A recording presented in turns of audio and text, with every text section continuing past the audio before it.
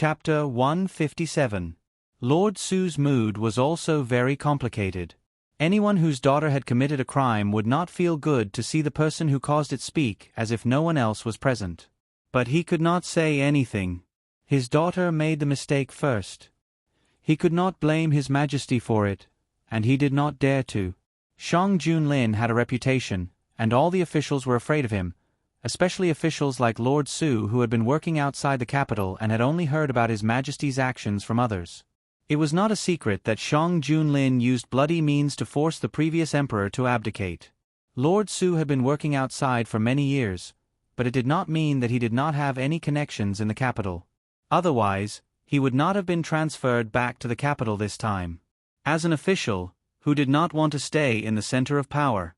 In comparison, Madame Su was not so afraid of Shang Junlin. She was a woman and had been doted on by her family since she was young. After she got married, her husband also listened to her. It could be said that her life had been smooth sailing and she had not encountered any setbacks. Until today. Knowing his wife's temperament, Lord Su pulled her sleeve and whispered, "That is His Majesty and Guijun." As they spoke, they got closer and closer. "Greetings, Your Majesty and Guijun."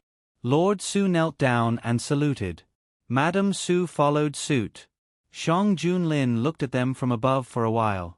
Just as Lord Su's back was faintly covered in cold sweat, he spoke. "Rise." Lord Su hurriedly pulled his wife up and watched Shang Junlin and Shen Yu leave. "The person walking with His Majesty is Guijun? Does His Majesty dote on him a lot?" Madame Su looked at the backs of the two people leaving. "Yes." Before he entered the palace, His Majesty gave him the title of Guijun. After entering the palace, he was doted on even more. His Majesty even announced to the public that he would only have Guijun in his life. Lord Su sighed. "Guijun is a man. Won't the officials object to His Majesty's words?" "How can they not object? Who doesn't want to send their daughter to the palace to fight for a future? But what's the use of objecting? His Majesty has decided that he only wants Guijun and has punished several officials for this. In order to divert Madame Su's attention and dispel some thoughts in her heart, Lord Su deliberately said a few more words. "Really?" Retracting her gaze, Mrs. Su changed the topic. "Do you have a way to contact Hangzhou City in the shortest time possible?" "Why are you contacting them?" "Don't worry, even if His Majesty sends someone to investigate, they won't find anything." After the initial panic, Lord Su was no longer as panicked as before. No matter what, he had been in Hangzhou for a long time, and everyone there was his people. So what if His Majesty sent officials to investigate? If they could find anything, how could he be transferred to the capital? What should we do about Junjun? Madame Su's heart ached at the thought of her daughter. "I'll think of a way to deal with Junjun." Lord Su patted Madame Su's hand. Before the imperial edict was officially announced, some officials came over to greet Lord Su. Lord Su didn't dare to reveal anything, so he pretended to be happy and chatted with the officials. Shen Yu and Shang Junlin first went to the place where the game was piled up. They had a good harvest from this trip. There were rabbits, roe deer, all kinds of game. What else does a Yu want to eat besides deer meat? Roasted rabbit? Shan Yu pointed out a few things, which the palace servants took away. After they were done, they only needed to roast the meat. It was bustling outside. People were constantly returning from the 3 forests with their game. They were in groups of 2 or 3 as they complemented each other.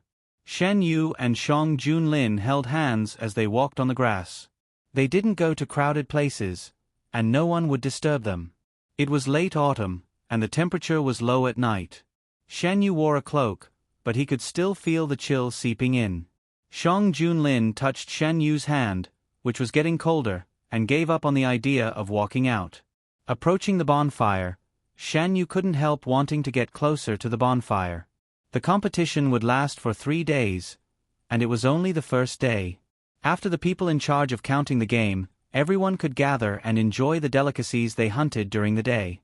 The palace servants served the processed meat. Shen Yu supported his chin with one hand as he looked at the man's handsome side profile. The fire jumped, and the man who was seriously roasting the meat had a touch of smoke. It was hard to imagine that the hands used to hold a brush and kill enemies could be used to do something so down-to-earth. Shang Junlin skillfully roasted the meat. After a while, the meat slices made a sizzling sound, and a strong aroma wafted out.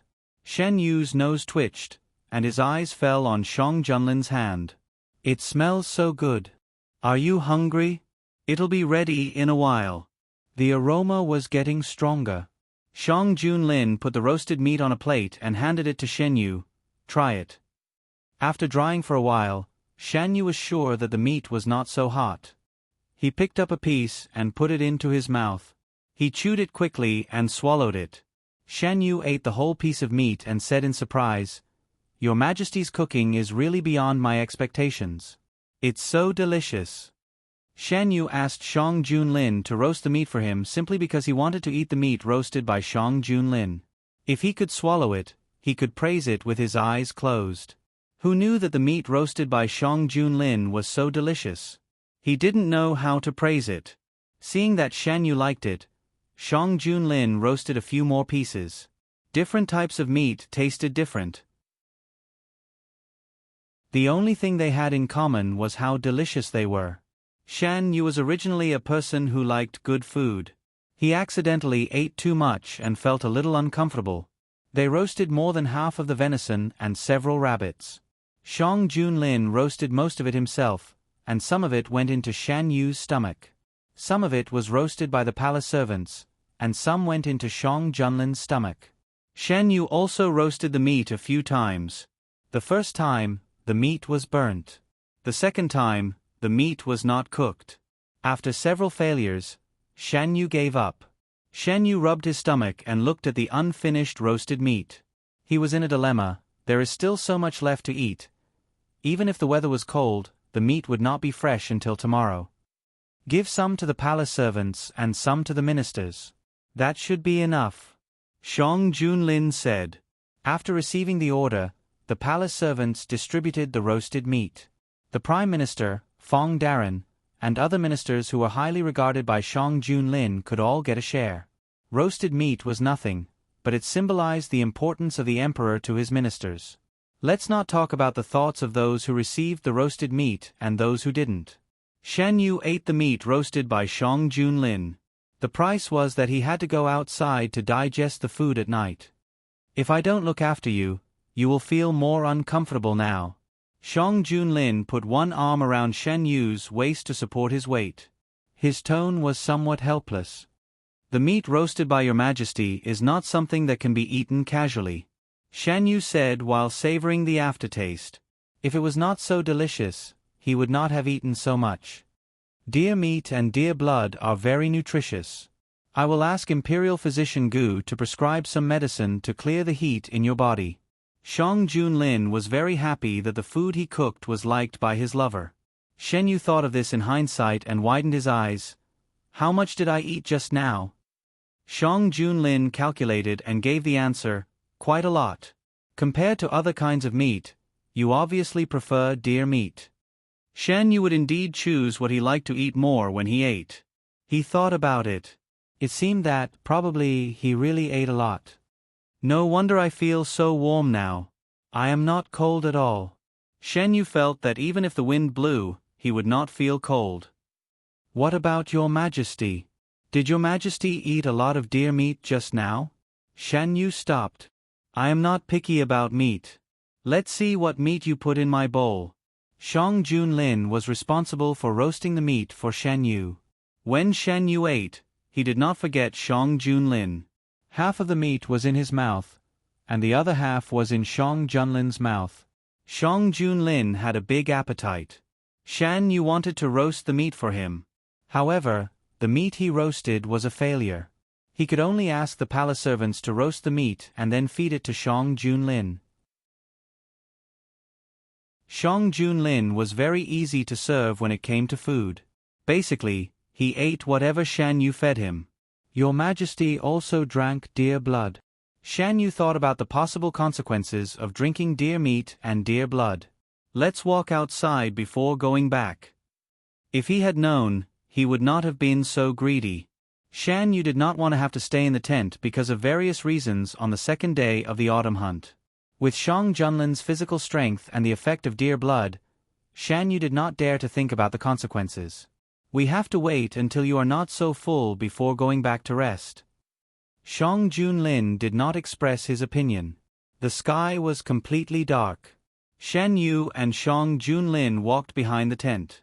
On the other side, the ministers gathered with their families around the bonfire. The gap between their identities was not as obvious as usual. It was a rare opportunity to relax. The ministers no longer talked about government affairs. Instead, they talked about what they had seen and heard during the day, about the game each family had hunted, or about finding a partner for their children.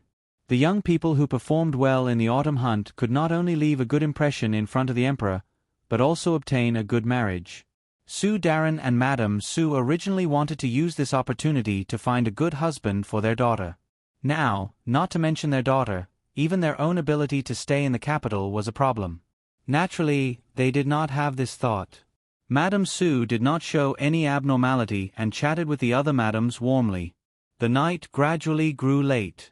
After everyone finished eating and drinking, they went back to rest. Su Darren turned his head and did not find his wife. He was about to send someone to look for her when he saw Madame Su hurriedly walk over. "Where did you go?" "I just drank wine and felt a bit stuffy. I went to a place with fewer people to get some fresh air." Su Darren did not suspect her. "The banquet is over. Let's go back and rest." "Okay."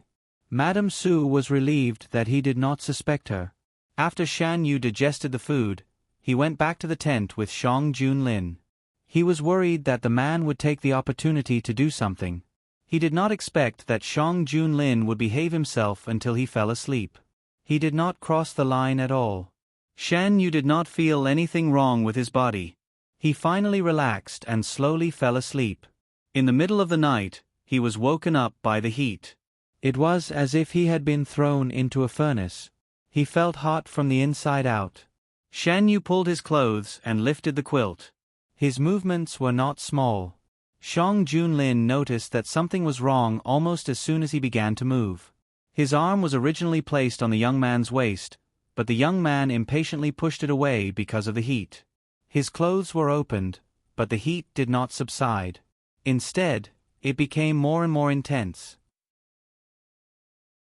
Shan Yu struggled to open his eyes.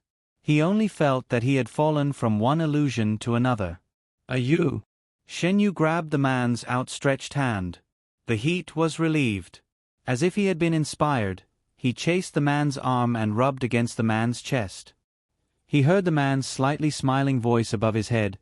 "You took the initiative to throw yourself into my arms. After you wake up, good, you can't blame me."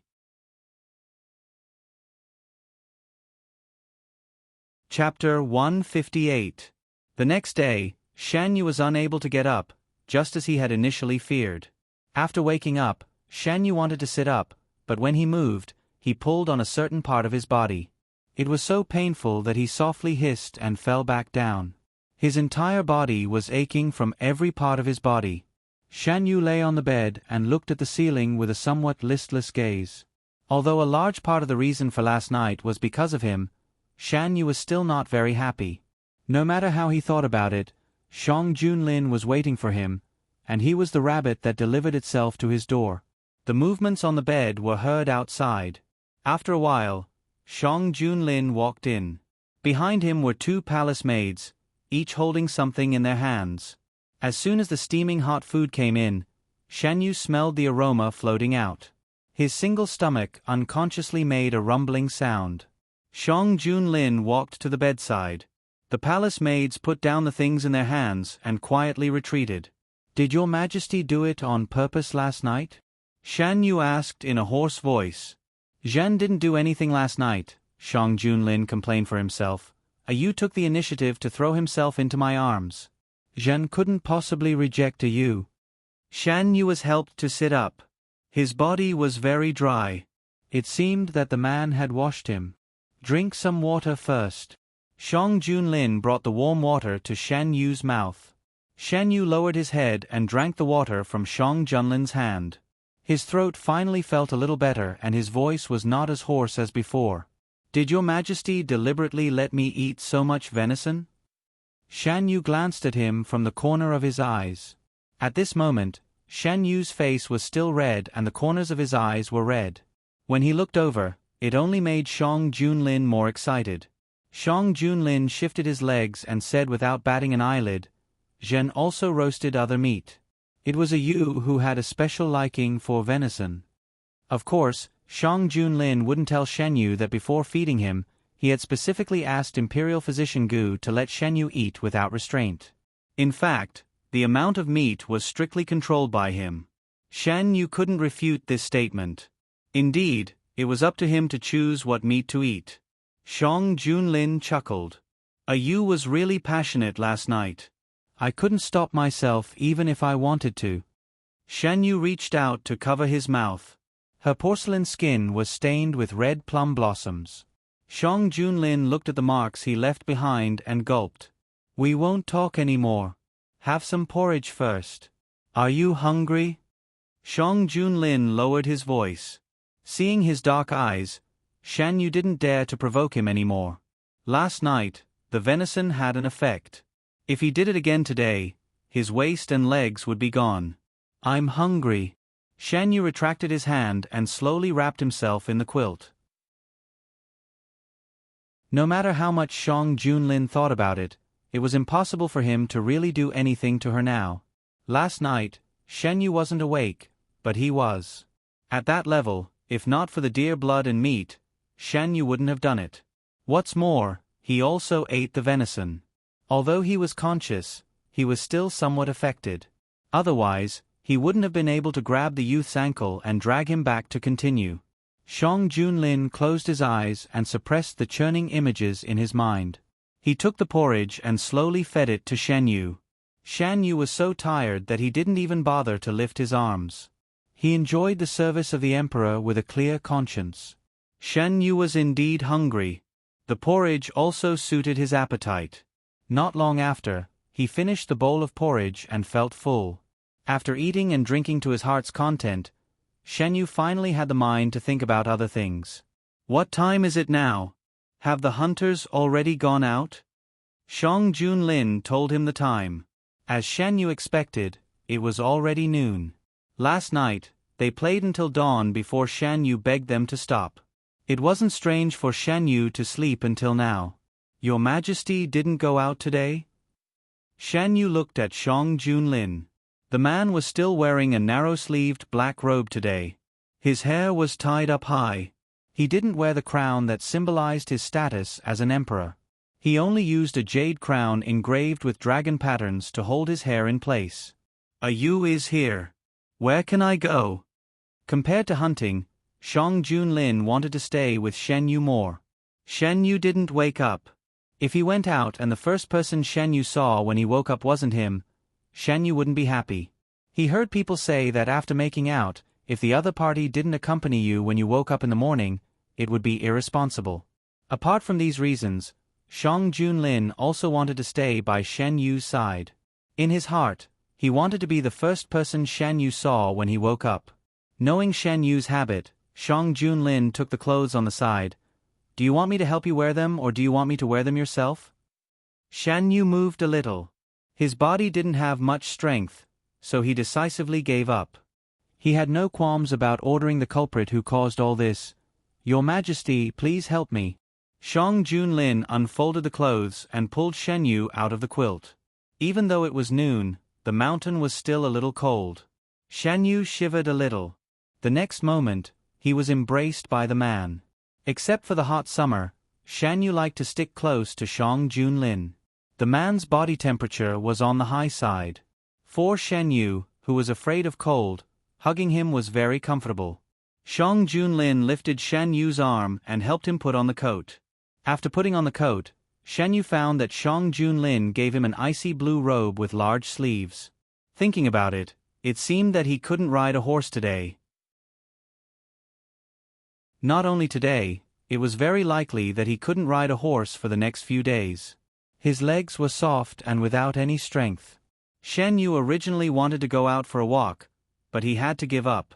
Shang Junlin wanted to carry him out, but Shen Yu didn't want to be surrounded by people, so he let it go. In the afternoon, the Prime Minister and Fong Darren came to talk about the matter of Subei. Although it was the autumn hunting season, the daily official business still had to be dealt with. When Shang Junlin stayed in the tent, he spent most of his time reviewing the memorials. Shen Yu didn't want to move. Shang Junlin also didn't want to avoid him for these matters, so he listened to them together. He Chengyu, Shan Qingran, and Fong Jiayi were in Subei. All the internal problems were solved. With the aid of various places, the post-disaster reconstruction went smoothly. When Fong Jun left, everything in Subei was on the right track. The officials sent by the imperial court were also willing to do practical work, so there was no need to worry too much. The only thing they needed to care about was the northern desert. The Prime Minister and Fong Darren came to discuss how to deal with the northern desert. The spies of the northern desert in Subei were all caught in one fell swoop. The leader was also taken to the capital. That person's identity was also found out. He was a member of the Northern Desert royal family and the younger brother of the current ruler of the Northern Desert. This identity meant that they had more bargaining chips in their hands. The more honorable the person's status was, the more advantageous it was for them. The Northern Desert wants to take him back, Fong Darren said. It's not surprising. This person has been lurking in Subei for many years. Just the secrets he knows are enough for the Northern Desert Emperor to think of ways to take him back. The Northern Desert was driven out of Subei that year, and for many years they were unwilling to accept it. They want to reoccupy Subei. On the surface, they are peaceful, but there have been many conflicts with the Subei army. The fact that they have planted so many spies in Subei is enough to show that they haven't given up. The Prime Minister was not surprised. According to our people's secret reports, the Northern Desert has been playing tricks these days. They seem to want to send their troops south again. Fong Darren frowned. Such a big turmoil in Subei is a rare opportunity for them. They have coveted the land of the Great Huan for many years. In the past, they didn't dare to act rashly because they were afraid of your majesty. However, time is the best way to erase people's fears. Driven by their growing desire, they have chosen to abandon the memory of their defeat. They feel that this is a rare opportunity and they will definitely succeed in one fell swoop. Shen Yu expressed his opinion. The Prime Minister and Fong Darren didn't have any thoughts about Shen Yu participating in court politics. The Prime Minister had wanted Shen Yu to come to court more than once and had even asked His Majesty about it. Hearing Shen Yu's words, both of them agreed. The Northern Desert had always been ambitious and had coveted the Great Huan. They had known for a long time. Be prepared for both sides. If they want to fight, I didn't fear them in the past, and I won't now. Since they were going to face a possible war, the court needed to be prepared in advance. The Prime Minister and Fong Darren accepted the order and went to make arrangements. The Northern Desert. What's the situation in the Great Huan? The Northern Desert Emperor was a man in his 40s. He sat on the throne that represented the throne and looked at the officials below. He was not in a good mood. No one would be in a good mood if the plan that had been in place for many years was uprooted. The Great Huan is still unwilling to let go. In order to save His Highness, all of our forces in Subei were lost. Now, unless the Great Huan is willing to take the initiative to reveal it, we have no way of knowing His Highness's situation. The official trembled as he knelt below, not daring to raise his head. The Subei has just experienced a great drought. The Subei army has also been affected. This is a rare opportunity. Do you think that if we act now, we can catch the Great Huan off guard? The Northern Desert Emperor's gloomy eyes swept over the officials below. There were many newly promoted officials in the Northern Desert Court. They knew very little about the battle that year and didn't know what kind of terrifying force the Subei army was under the leadership of Shang Junlin. The Northern Desert also wouldn't wantonly publicize how tragic the defeat was. Over time, except for a few people, most people didn't take the Subei army seriously. So what if the Subei army is strong? If we didn't deliberately let them win last time, it's not certain who would win. If you ask me, It's better to directly teach them a lesson. The millions of cavalrymen of the northern desert are not just for show. These words were approved by most people. After the defeat, the great Juan will naturally send His Highness back. There were some officials who were not so optimistic, but the emperor refused to listen to them. The more they said, the easier it was for them to be despised. The autumn hunt was still in progress. Shan Yu rested for 2 days and could barely walk freely. The competition was also coming to an end.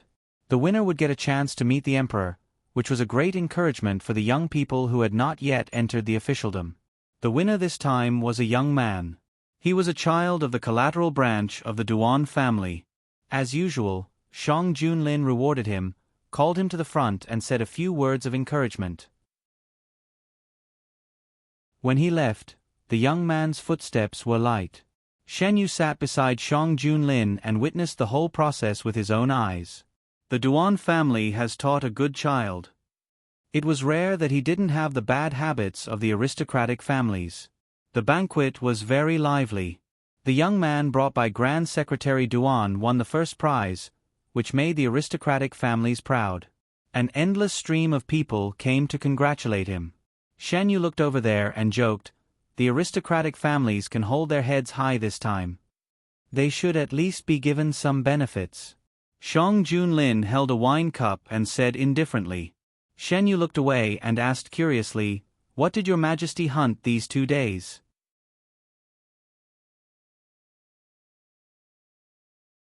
Chapter 159. No matter what, Shang Junlin was the emperor. He couldn't stay in the tent all the time. Shen Yu couldn't ride a horse. Even if he wanted to accompany the emperor, he still had to go out at certain times. When the emperor went hunting, to a certain extent, it also showed the emperor's power and unshakable. The first arrow before the hunt started was shot by Shang Junlin. Shang Junlin definitely wouldn't return empty-handed. Shan Yu had traveled with him before. He knew that this man was proficient in horseback archery and would definitely hunt a lot of prey. You didn't ask before. I thought you weren't curious about it." Shang Junlin put down the cup in his hand and raised his eyebrows. "I didn't ask before because I wanted to leave the surprise for last," Shan Yu said casually. Shang Junlin didn't expose him. "I didn't remember what they were. Later, I'll ask Meng Chong to bring you the booklet." When they hunted, they were only responsible for shooting arrows. There were specialized people to pick up the prey. It was normal that Shang Junlin didn't remember what they were.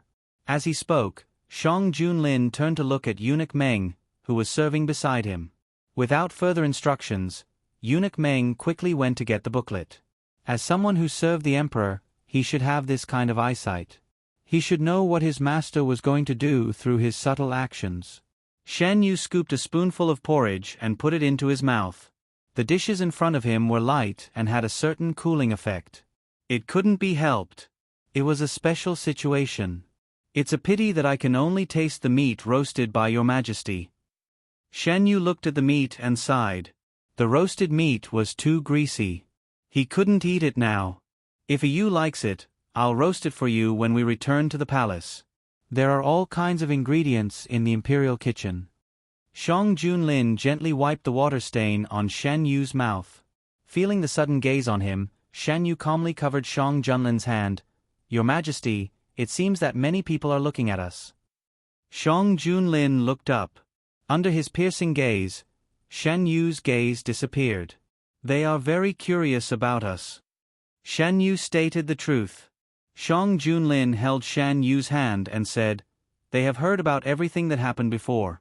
Many people wanted to meet you in private, but I stopped them." With Shan Yu's current status, he was qualified to meet the women with titles. Naturally, those women with titles could also send letters to the imperial palace to request to see Shan Yu. In the beginning, the concubines of the vassals were like this. "Why would they want to see me? No matter what, I'm still a man." Most of these officials' families are women, right? Although the southern wind prevailed in Dahuan and people regarded the southern wind as an elegant thing, there were very few people who actually married a male wife. As far as Shan Yu knew, The wives of the ministers in the imperial court were all women. We dismissed a few of them, and no one mentioned this matter again. Shang Junlin was right. There were many people in the imperial court who were curious about Shan Yu. Before entering the imperial palace, everyone's impression of him was that he was not favored by Zhen Bei Ho. After entering the imperial palace, except for the banquet, they had no chance to see him in person.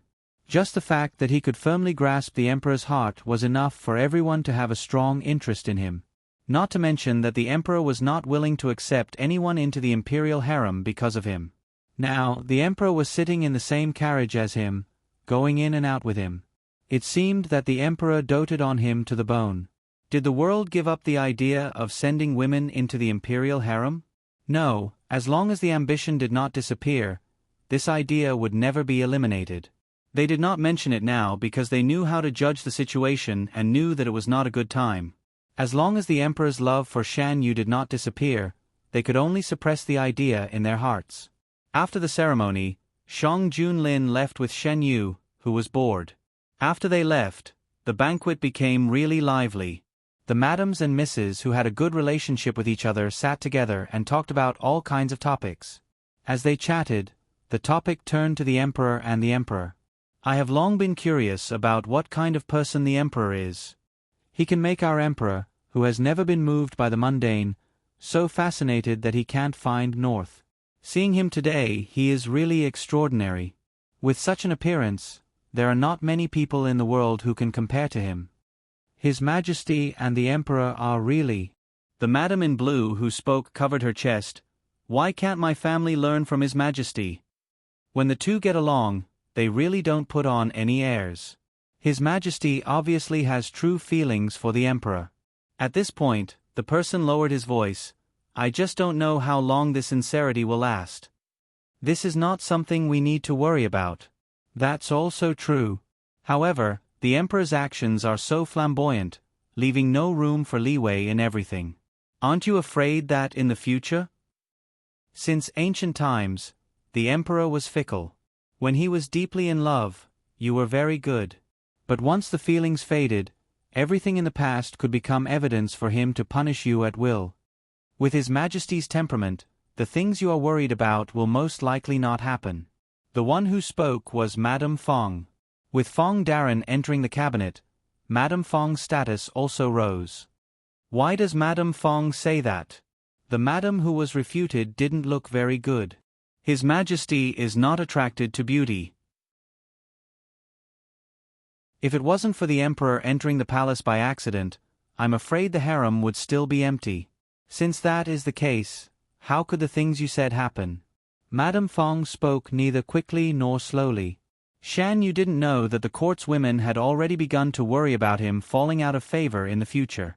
After returning to the tent, Eunuch Meng presented the booklet. The prey that everyone hunted would be recorded. One's own prey could be disposed of at will. It could be given away or kept for oneself to eat. Shang Junlin hunted a lot of things. Some of them were given out as rewards, but more were kept. His Majesty actually hunted so much? Shan Yu was surprised. Shang Junlin spent most of his time in the tent every day. He looked at the booklet. On the first day, they hunted a lot together, but later, they hunted more and more. There was no lack of large ferocious beasts among them. They haven't dealt with this bear yet. When it's done, they will make steamed bear paws for you. It's a pity that they didn't hunt a tiger. They said they would send it to you before, but we can only wait. Shan Yu didn't hide the shock on his face. He knew that Shang Junlin was very powerful, but this was the first time he witnessed it. It was rare to see such an expression on Shen Yu's face. Shang Junlin felt funny and stroked his face. I hunted it with several generals. Why are you so surprised? His Majesty didn't get hurt, right? Shang Junlin shook his head. It was a coincidence that we were able to hunt that bear. It was originally injured, and it ran into our hunting range in a hurry. It didn't take much effort to kill it. That was a bear. Shen Yu knew that no matter how lightly Shang Junlin described it, the situation at that time was definitely not that easy. Even if the bear was injured, unless it was injured to the point where it couldn't move, The strength of a bear was not something that could be easily matched by a human. I really didn't get hurt. Why don't you check it personally? Shen Yu didn't say anything and began to take off Shang Junlin's clothes. This time, it became Shang Junlin. You? Shen Yu's hands didn't stop moving, and his eyebrows slightly raised. Didn't your majesty ask me to check it? Shang Junlin had no choice but to stiffen his body and let Shen Yu check it.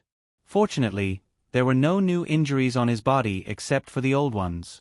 After Shen Yu finished checking, he casually adjusted his clothes. Your majesty's body is precious. You can't get hurt casually. Shang Junlin didn't care about his carelessly open clothes and put his arms around Shen Yu. Shen Yu didn't expect his action and fell into his arms. Is you worried about me? Shang Junlin whispered in Shen Yu's ear. His voice was low and contained a smile. Shen Yu's ear itched and moved uncomfortably. What do you think, your majesty? I think so. After saying that, Shang Junlin kissed Shen Yu's trembling earlobe. After resting for 2 days, Shen Yu finally recovered a little. It was very boring to stay in the camp all the time. When Shang Junlin went out to hunt, Shen Yu took the initiative to ask to go with him. Shang Junlin couldn't persuade him, so he asked someone to bring a white horse. Shen Yu didn't come out for a few days. Even his breathing was light as Shen Yu rode the horse on the forest path. Unlike last time, besides the imperial bodyguards, there were also a few ministers, civil officials, and military generals. Shen Yu roughly looked at them and guessed that they should be close ministers of Shang Junlin. After walking for a while, everyone dispersed. The leader of the imperial guards followed them, and the other ministers went to other places. They wouldn't move together. First, there were too many of them. Before they could get close, the prey would be scared away. Second, the prey they could hunt was limited. It was better to disperse. The leader of the imperial guards followed Shang Junlin. His main duty was to protect him. The imperial bodyguards accompanying them were also the backbone of the imperial guards. Shen Yu and Shang Junlin rode side by side at the front. Without the other ministers, the two of them communicated more privately. After shooting down the running prey again, the leader of the imperial guards following behind them had already become numb from the initial shock. He didn't know how those people who spread rumors that His Highness was a sickly person were so blind. He really wanted to let those people see His Highness's valiant posture when hunting. After walking into the depths of the forest, Shen Yu saw the prey and aimed an arrow at it. Whoosh! The prey fell to the ground. When the people accompanying them were about to pick it up, Shen Yu and Shang Junlin said at the same time, "Wait."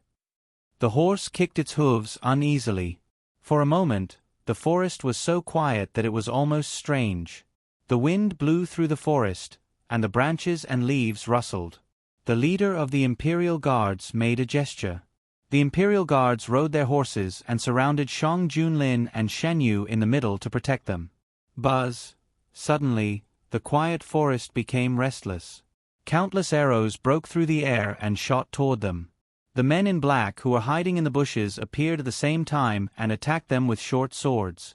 Shang Junlin didn't think about anything else. He pulled Shen Yu onto Wu Kuang's back and protected him in his arms. Protect His Majesty. For a moment, the sound of weapons clashing could be heard. Shen Yu curled up in the man's arms. His heart was extremely calm. This was an assassination that had been planned for a long time. The most difficult thing to deal with were the assassins hiding in the trees. There weren't many of them, but the arrows they shot were impossible to guard against. Shen Yu half crouched on the horse's back and calmly calculated the angle. He didn't have many arrows left, so he had to use every one of them. Now was the time. Shen Yu suddenly turned around, knocked an arrow at the fastest speed, and released it. Bang! The assassins hiding in the trees fell to the ground, splashing a cloud of dust. Fortunately, the assassins hiding in the trees didn't have an endless supply of arrows. After the first wave of arrows ended, they also joined the battle. Without the threat of arrows, it was much easier for the Imperial Guards to deal with these assassins. The Imperial Guards protected Shang Junlin and Shen Yu as they retreated. The other party was well prepared. They faintly surrounded them in the middle. Rush out! Shang Junlin held the reins with one hand on Shen Yu's waist. The other hand was holding a long sword. The sword was stained with the enemy's blood. He looked like the god of death. Shan Yu had been observing the surroundings. He pointed to the weakest spot and said, "Go that way. They couldn't be trapped here."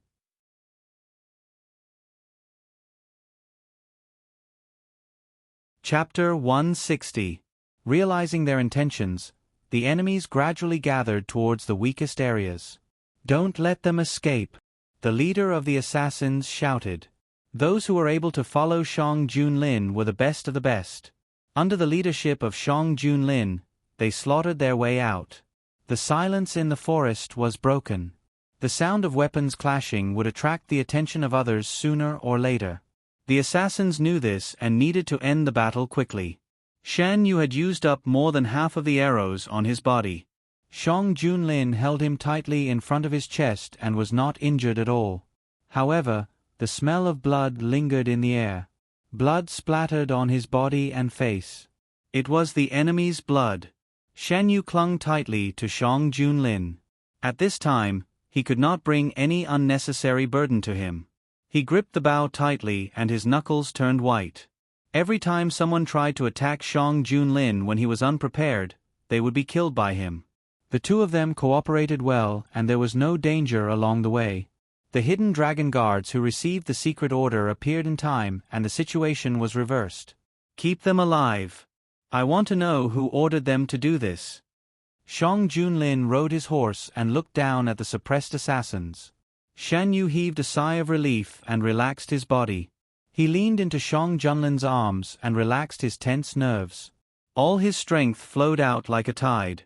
If Shang Junlin did not hold him tightly, he would have fallen down. Such a big matter could not be concealed. When Shan Yu and Shang Junlin returned to the camp, the officials had already received the news. Shan Yu and Shang Junlin were stained with blood. Many of the guards behind them were injured. Shang Junlin ordered them to take care of the situation. He also brought Shan Yu back to the camp. The assassins were handed over to official Feng. Shang Junlin did not care about the lives of these people. He just wanted to know who ordered them to do this. The palace maids nimbly prepared hot water and clean clothes, and then retreated. Shang Junlin was wearing black clothes. The blood only deepened the color a little. Shan Yu was wearing light clothes. Once blood came into contact with his clothes, it would be very obvious. Shan Yu touched Shang Junlin's clothes. They were all wet. When he let go, his hands were stained with blood. He frowned. "Is your Majesty hurt?" "It's all other people's blood." Shang Junlin took off his outer clothes and wiped the blood off Shan Yu's hands with a clean inner shirt. "You protected me. How could I get hurt?" Shan Yu's performance surprised Shang Junlin. It was not easy to remain calm in the face of such a dangerous situation. He was worried that Shan Yu would be frightened, so he protected Shan Yu in his arms and did not let him see the bloody scene. Unexpectedly, he did not feel the slightest fear from Shan Yu. He even avoided several injuries because of Shan Yu's help. "Today, it's all thanks to you." Shang Junlin raised his hand to touch Shan Yu's face. When he saw the blood on his hand, he paused. Shan Yu took the initiative to hold his hand and put it on his face. "With your Majesty here, I'm not afraid of anything." Feeling the body under his hand trembling slightly, Shang Junlin's thoughts were interrupted. "You was frightened today." Shan Yu shook his head, but his body trembled more and more violently, revealing his true emotions. "You was very powerful today." Shang Junlin gently kissed his forehead and held him in his arms. When the body in his arms stopped trembling, he released him. "Wash up first. Soak in hot water and relax." "Okay." Shan Yu nodded gently. Shan Yu could not stand the smell of blood. He took off his clothes as fast as he could and soaked in hot water. At this moment, there was no trace of fear on his face. Shang Junlin was called away by the minister. After such a big assassination, Shang Junlin could not be idle. Under the hot steam, Shen Yu slightly closed his eyes. No one could see the coldness in his eyes. Of course, he was not afraid. He had encountered many similar things in his previous life. However, he was not afraid in his previous life.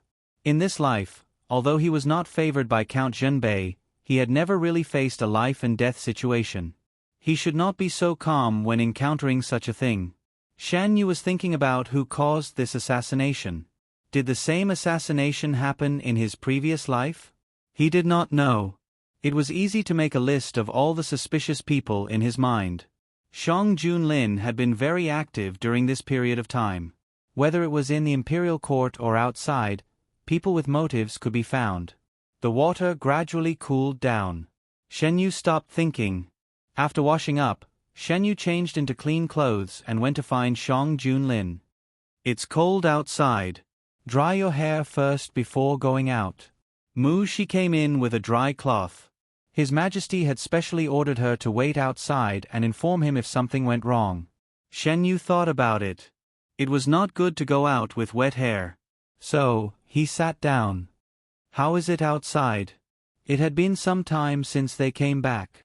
A lot of guards came. The entrances and exits of the mountain were all blocked. Without His Majesty's order, no one can leave. She said while drying Shen Yu's hair. Where is His Majesty? His Majesty summoned Prime Minister Fong and several other ministers for a meeting. They are just next door. How did the people outside behave? All the ministers were reasonable. They did not make trouble and stayed quietly in their own tents. Some of them were hunting outside. His Majesty also sent people to bring them back. After his hair was almost dry, Eunuch Meng came in with a bowl of medicine. It seems that you are almost done. This is the medicine that His Majesty specially ordered. Please take it. Shen Yu took the medicine and slowly stirred it with a spoon. Because it was soaked in hot water, his face was faintly red. At first glance, his complexion was very good. His Majesty is worried about you, so he specially asked me to come and serve you. If you need anything, just let me know. After Shan Yu drank the medicine, Eunuch Meng hurriedly presented the candied fruits that had been prepared. Shen Yu picked up one and put it into his mouth. Did His Majesty also ask for this? Eunuch Meng nodded. His Majesty knows that you are afraid of bitter food, so he asked me to prepare a lot of candied fruits.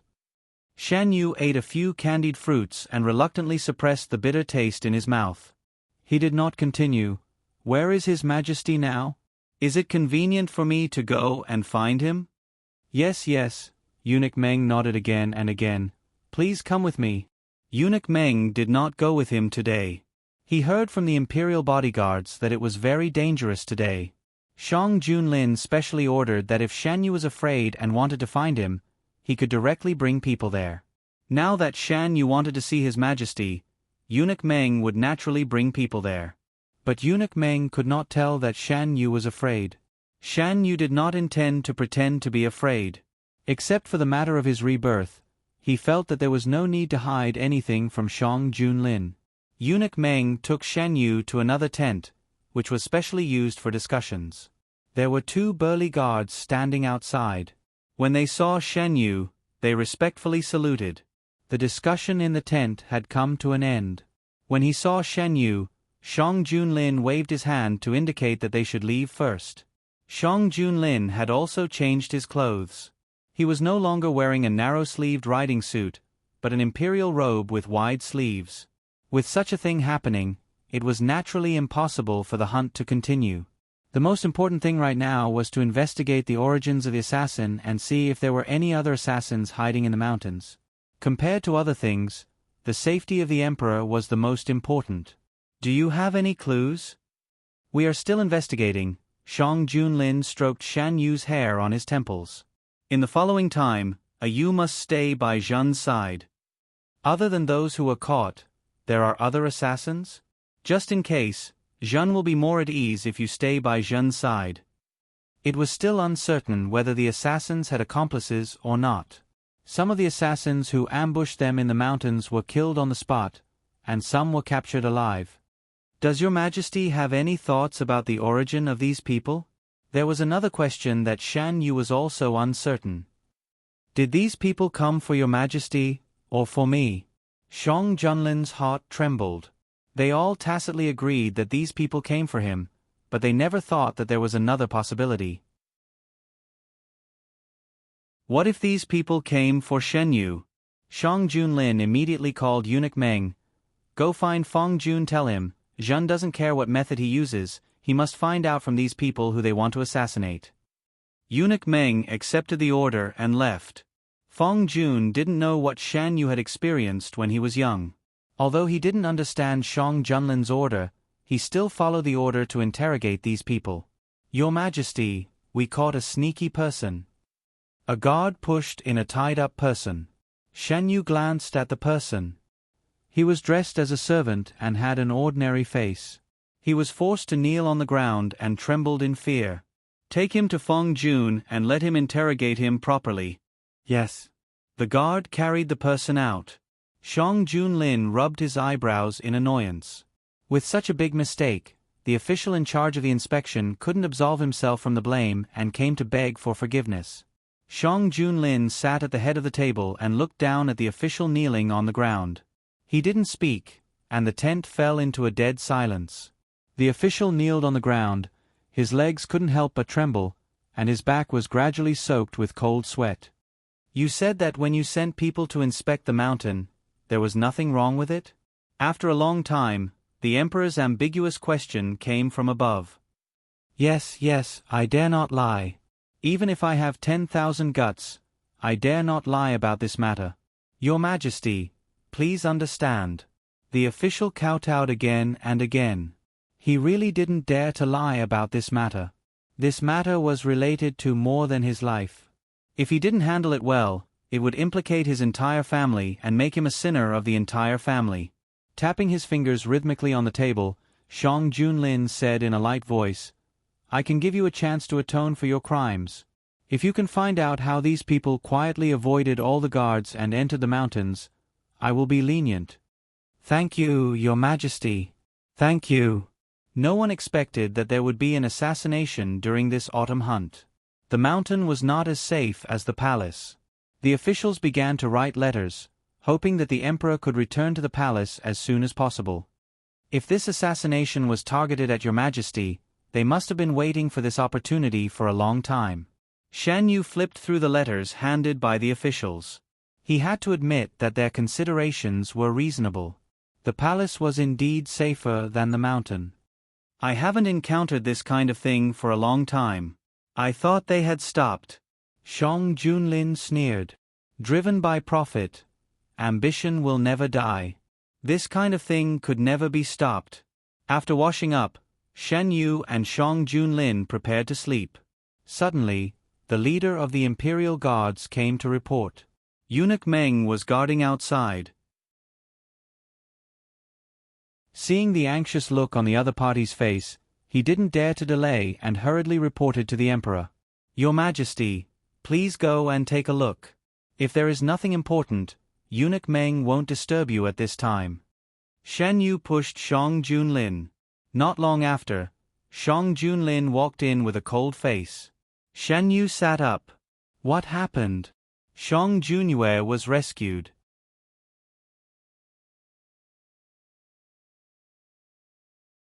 Chapter 161. What? Shen Yu grabbed the blanket and asked, when was he rescued? Today. Shang Junlin's expression softened as he sat on the bed. Today. Shen Yu muttered, could today's assassination be related to King Yu's rescue? Shen Yu's suspicion wasn't without reason.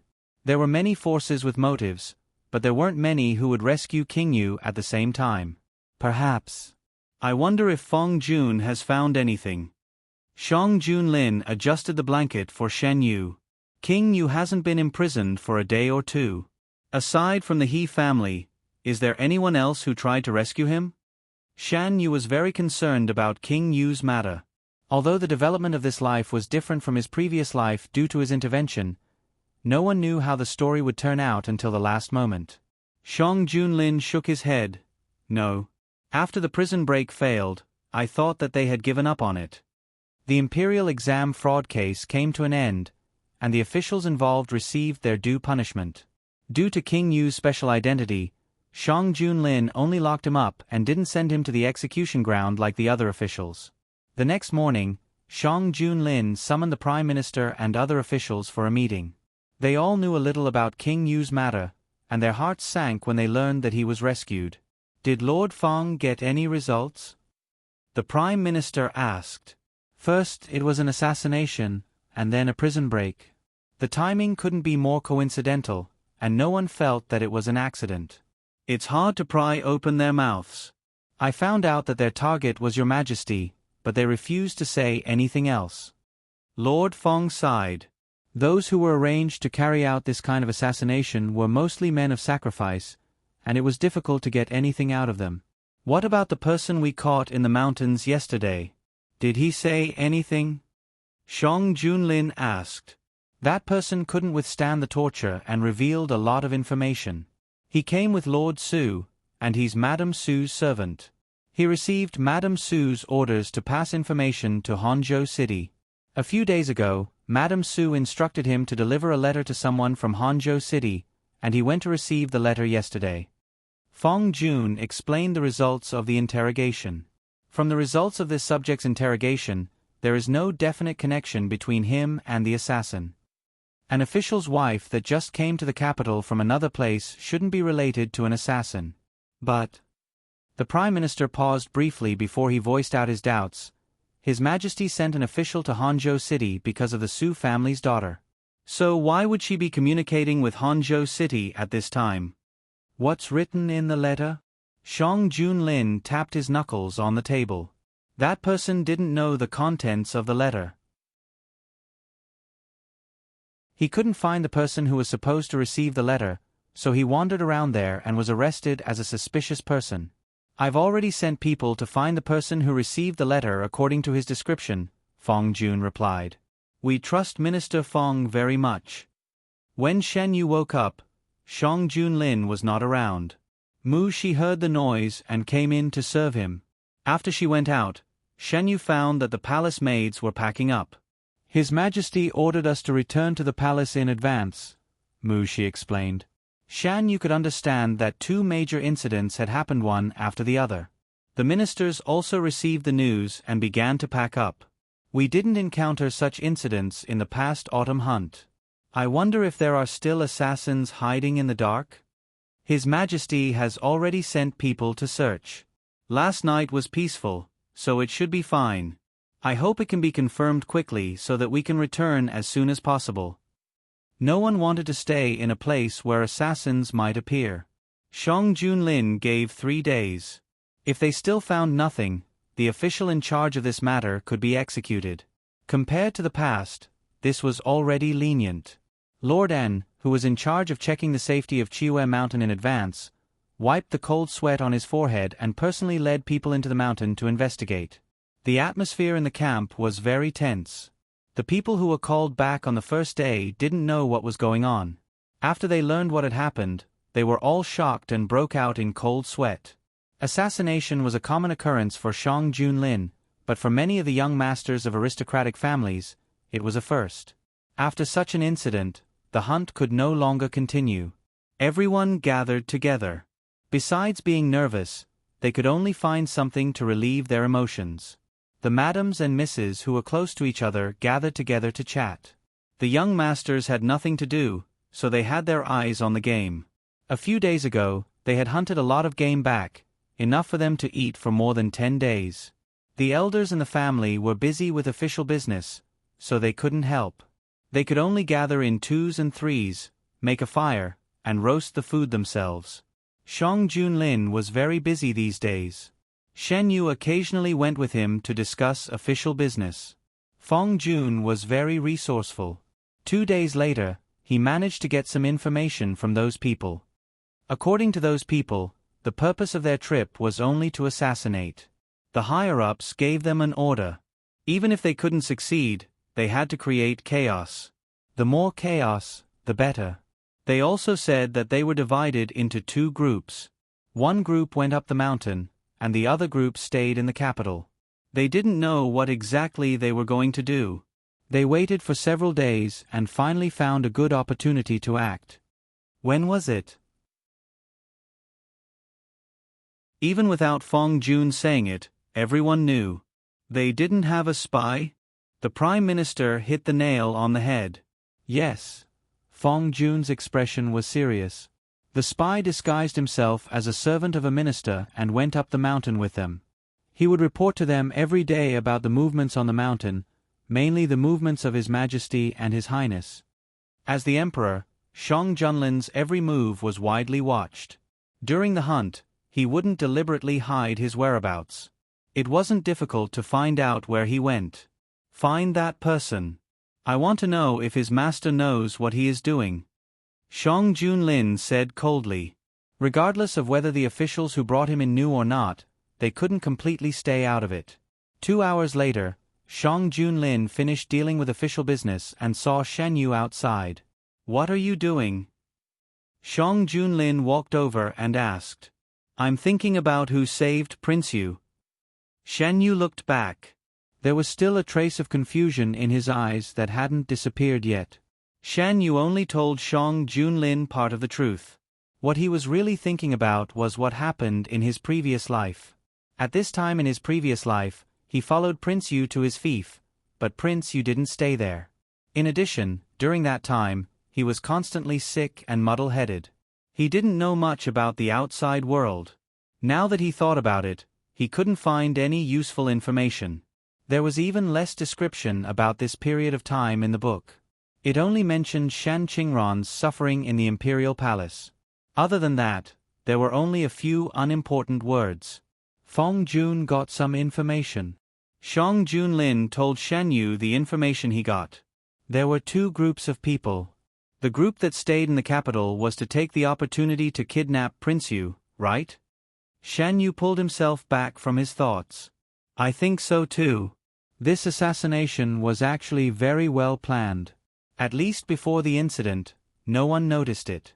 The only thing they underestimated was that I was already familiar with all kinds of assassination methods. Even if the hidden dragon gods were to stay somewhere else, I would still have a way to inform them immediately.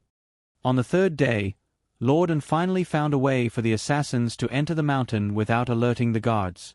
He barely managed to save his own life. Under Fong Jun's investigation, the person who secretly passed the information to the assassins was also found. Coincidentally, it was Lord Su's servant. When Lord Su was brought to the Emperor, he was completely stunned. He didn't know how he became an accomplice of the assassins. Your Majesty, I am innocent. I really don't know what is going on. Lord Su's forehead was on the ground as tears and snot flowed down his face. Then tell me, did this servant follow you up the mountain? Fong Jun stood at the side and asked. Lord Su turned his head and looked at the servant kneeling beside him. It is true that I brought him here, but I really don't know what he did. Your Majesty, please investigate. Shang Junlin listened to the commotion below and frowned. On the other side, Madame Su had been feeling uneasy ever since Lord Su was called away. She kept pacing back and forth in the tent. The bad premonition in her heart was getting stronger and stronger. The person she sent to collect the information didn't come back. With such a big thing happening, she didn't dare to ask outside. She could only wait for news. A few days had passed and she no longer held on to any hope. That person was most likely dead. She only hoped that the communication with her family hadn't been discovered. After Prince Yu was rescued, he fell into a state of disbelief. He thought that he would stay in prison for the rest of his life. He didn't expect to see the light of day again. He stood in the courtyard in a daze and felt the sunlight on his body. He was still in a daze. Did he really come out? Wasn't it just his imagination? He had once had such a dream. In his dream, he had returned to his fief, raised his arms and shouted loudly. With a single call, he had brought the soldiers who believed in him back to the capital and returned all the pain to Shang Junlin. Then, he woke up from the dream. He was still in the dark and damp prison. He had nothing. Under the huge difference between reality and the dream, He only wanted to drown in the dream and didn't want to wake up. Being rescued this time, was it just a dream he had? Your Highness, quickly pack up. We have to set off. A middle-aged man walked over. Oh, okay. Prince, you seem to have recovered from his shock. Where are we going? We have to hide from the Imperial Court's troops. My men have caused some trouble for the Emperor, so we have to make the best use of our time. We will be safe after we pass through Honjo City. Why Honjo City? There's someone there to receive us. If it wasn't for Prince Yu's bloodline and the orders left behind by that person, they wouldn't have to go through so much trouble to rescue him and even lose so many men. Thinking about the men of sacrifice that were sent to assassinate the Emperor, the man felt a pain in his heart. It wasn't easy for him to nurture those men, but more than half of them were lost in this operation. Prince Yu, who was in a daze, didn't notice that these people who rescued him were only respectful to him on the surface. They rushed towards Honjo City. After confirming that there were no other assassins on Chiue Mountain, Shang Junlin ordered them to return to the palace. Shan Yu and Shang Junlin were still in the same carriage. This time, no one said anything. They didn't have the mood to care about these things. The number of guards accompanying them had increased by half. Shen Yu leaned over and rubbed Shang Junlin's furrowed brows. Your Majesty, are you still thinking about Prince Yu? I immediately sent the hidden dragon guards to investigate, but they didn't find any trace of them. I have no clue where they came from. This group of people was hidden in the dark, and the one that Feng Pingqi fished out was only one of the forces. After being locked up in the prison for so long, Prince Yu can't do anything even if he leaves. Those people didn't do anything before, so I thought they had given up. Shan Yu said slowly. Prince Yu is just a title. What they care about is never the person, but the identity he represents. Shang Junlin knew this better than anyone else.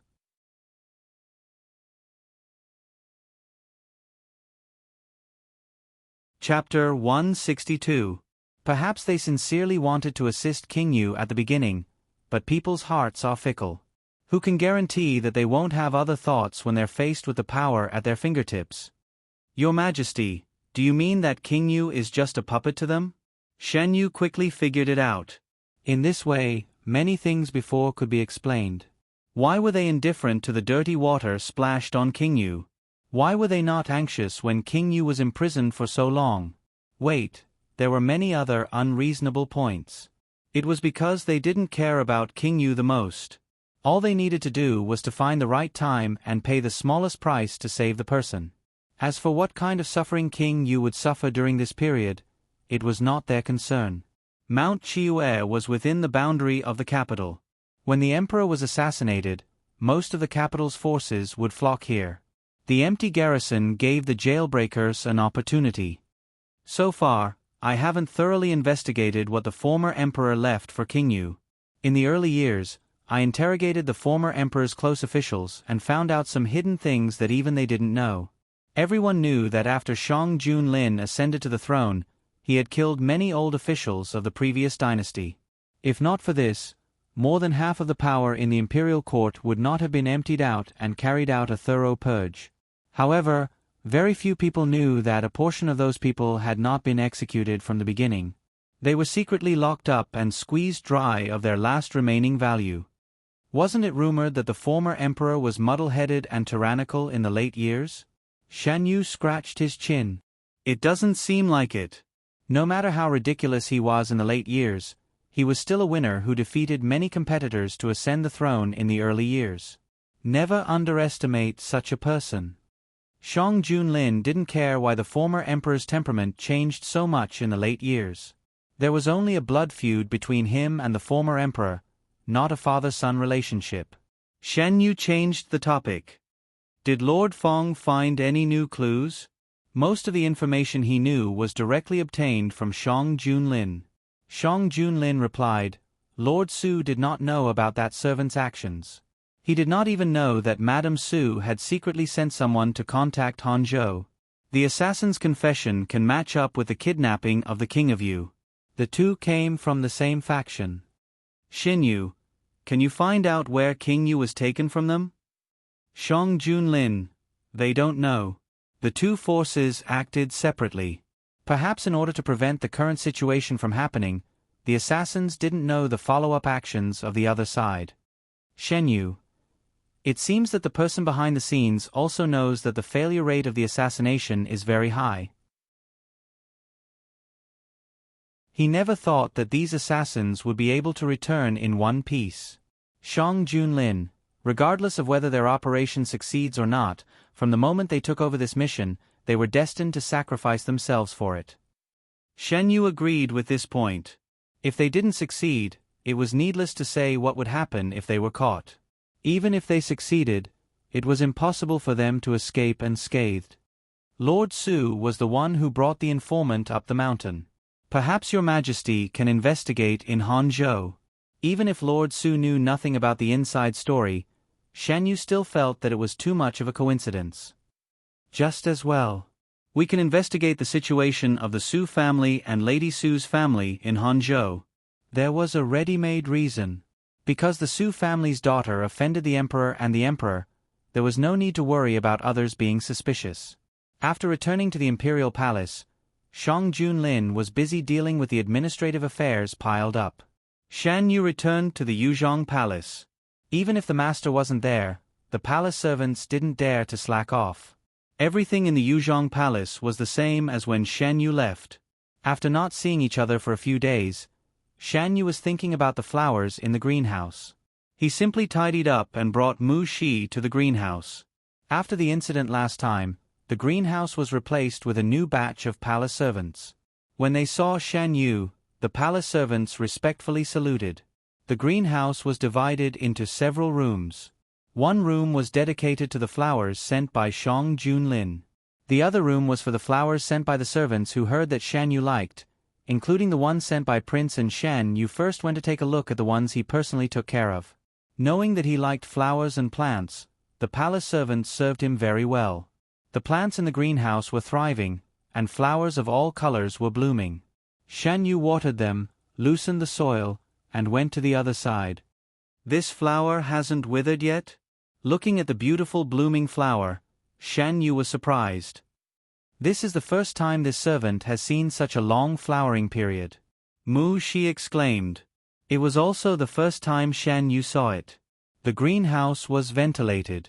When the breeze blew, the branches and leaves swayed as if they were welcoming the visitor. Young master, look. Don't these flowers seem to be welcoming you? Mu Shi was a young girl after all. She naturally liked beautiful flowers and plants. Shan Yu nodded. He called the palace servants who were waiting on the side and asked, "This flower hasn't withered yet?" In reply to your highness, "Yes, it has always been like this." "Have you figured out its species now?" Shan Yu remembered that Shang Junlin had been asking people to investigate the origin of this flower. This servant went to ask the people sent by Prince N. They only said that this flower was accidentally found on the mountain. They don't know the specific name. The palace servant replied, "How can His Highness Prince N be so careless as to send a flower of unknown origin to the imperial palace?" Mu Shi was dissatisfied with the answer. Shan Yu was also puzzled. After all, things sent to the imperial palace were not as simple as they seemed. If something went wrong in the middle, the person who sent it would also have to take responsibility. They said that Prince N sent this flower after confirming that it was completely harmless to the human body. The palace servant told the answer. It wasn't difficult to verify whether a plant had any effect on the human body. Shan Yu remembered the scene he saw in the illusion before. He subconsciously glanced at the center of the flower. The delicate stamens were clustered together. There was nothing he expected. Shan Yu withdrew his gaze. He found it funny. It was just an illusion under the effect of hallucinogenic drugs. How could he take it seriously? After returning, Imperial Physician Gu came to take his pulse. Imperial Physician Gu was not among the people accompanying this autumn hunt. Imperial Physician Wu had not yet returned to the capital. Someone needed to be in the Imperial Hospital. After taking his pulse, Imperial Physician Gu changed the prescription for Shan Yu to recuperate. "Your health is much better than before. You just need to take the new prescription once a day. All medicine was poisonous. Even if it was used to recuperate, it should not be taken too much after the body had improved. Shan Yu did not like to drink medicine. Hearing this, the smile on his face deepened. She was also very happy to hear this result. Her young master's health had been poor since he was young. He had been taking medicine all year round. Now that he was finally getting better, she was happier than anything else. Shan Yu remembered that night when he told Imperial Physician Gu about the situation after eating venison. I don't know if this is normal. Your Highness, don't worry. Venison is very nutritious. Your body has recovered a lot after a period of recuperation. It's a good thing that you have a reaction. It proves that you are indeed recovering. Shan Yu nodded to show that he understood. Is your Highness not as afraid of the cold as before this year? Imperial Physician Gu asked. Shan Yu recalled that it seemed to be the case. After late autumn, the temperature in the capital dropped sharply. Every time it was this time, Shan Yu would have entered the winter ahead of time. But this year, he did not feel much. Seeing Shan Yu nod, Imperial Physician Gu said, "It means that the medicine you used before has taken effect. If my guess is not wrong, this winter, your Highness will not be as afraid of the cold as before." This was a good thing for Shan Yu. After Shang Junlin came back, Shan Yu told him what Imperial Physician Gu said. The man, who had been troubled by all kinds of things for a day, smiled. You will be better soon. Shan Yu's health had always been a huge stone in Shang Junlin's heart. Imperial Physician Gu's words undoubtedly gave him a reassurance. Su Bei was still negotiating with the Northern Desert. The Northern Desert Prince, who was imprisoned in the capital, was also received friendly treatment by De Huan. Shang Junlin continued to throw him to Feng Jun to deal with. It would be best if he could get more useful information. Seeing that De Huan did not intend to release him, the Northern Desert could not sit still. The cavalry was summoned. The war was about to start. Su Bei had been guarding against the Northern Desert. As soon as the Northern Desert made a move, the Su Bei army found out. The memorial was sent to the capital at the fastest speed. In the imperial court, there were two views on the issue of the Northern Desert sending troops. One side felt that they must fight. The Northern Desert dared to be disrespectful to De Huan. They should be angered by De Huan. The other side felt that Su Bei had just experienced a natural disaster. It was not suitable for war. Both sides had their own views. No one could convince the other. In the end, several people cupped their hands. Your Majesty, please make a decision. De Huan has never been afraid of any enemy. It was so in the past, and it is still so now. Since we can't reach an agreement, let's fight. Shang Junlin concluded in a deep voice. Some ministers with opinions wanted to say something. In the end, they just opened their mouths and silently suppressed their rebuttal. His Majesty had obviously made a decision long ago. It was not something they could change with just a few words. Since they had to prepare for war, the imperial court fell into a new round of busyness.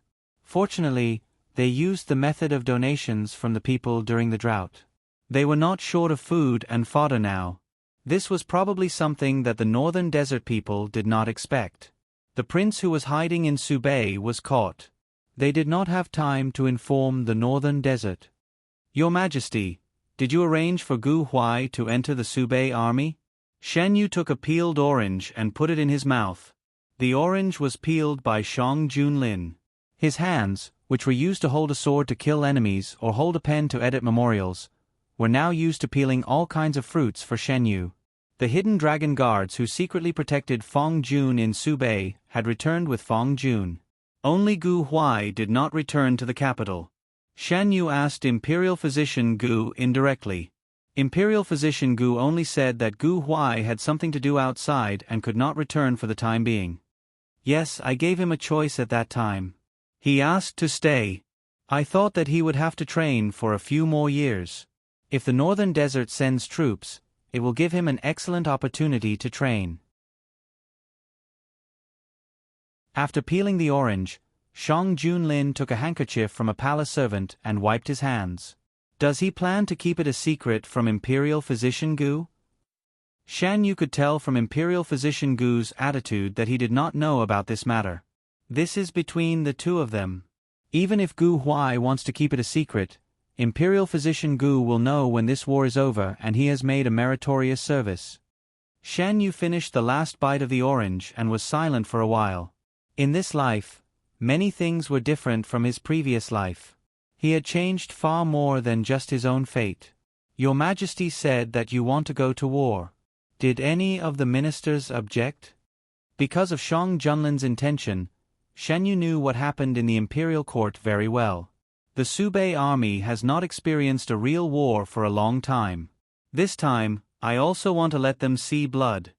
A sharp blade would only become duller after a long time.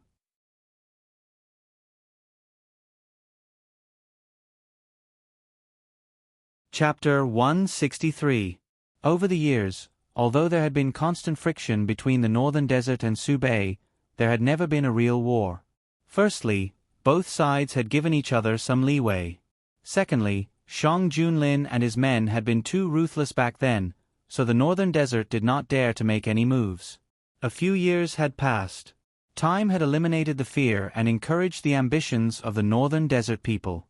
Especially after they had successfully connected with the upper officials of the Northern Desert, they had been misled into thinking that the Northern Desert Army was just so-so.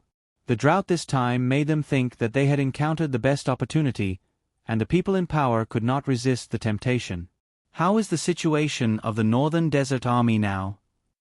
Shen Yu was curious.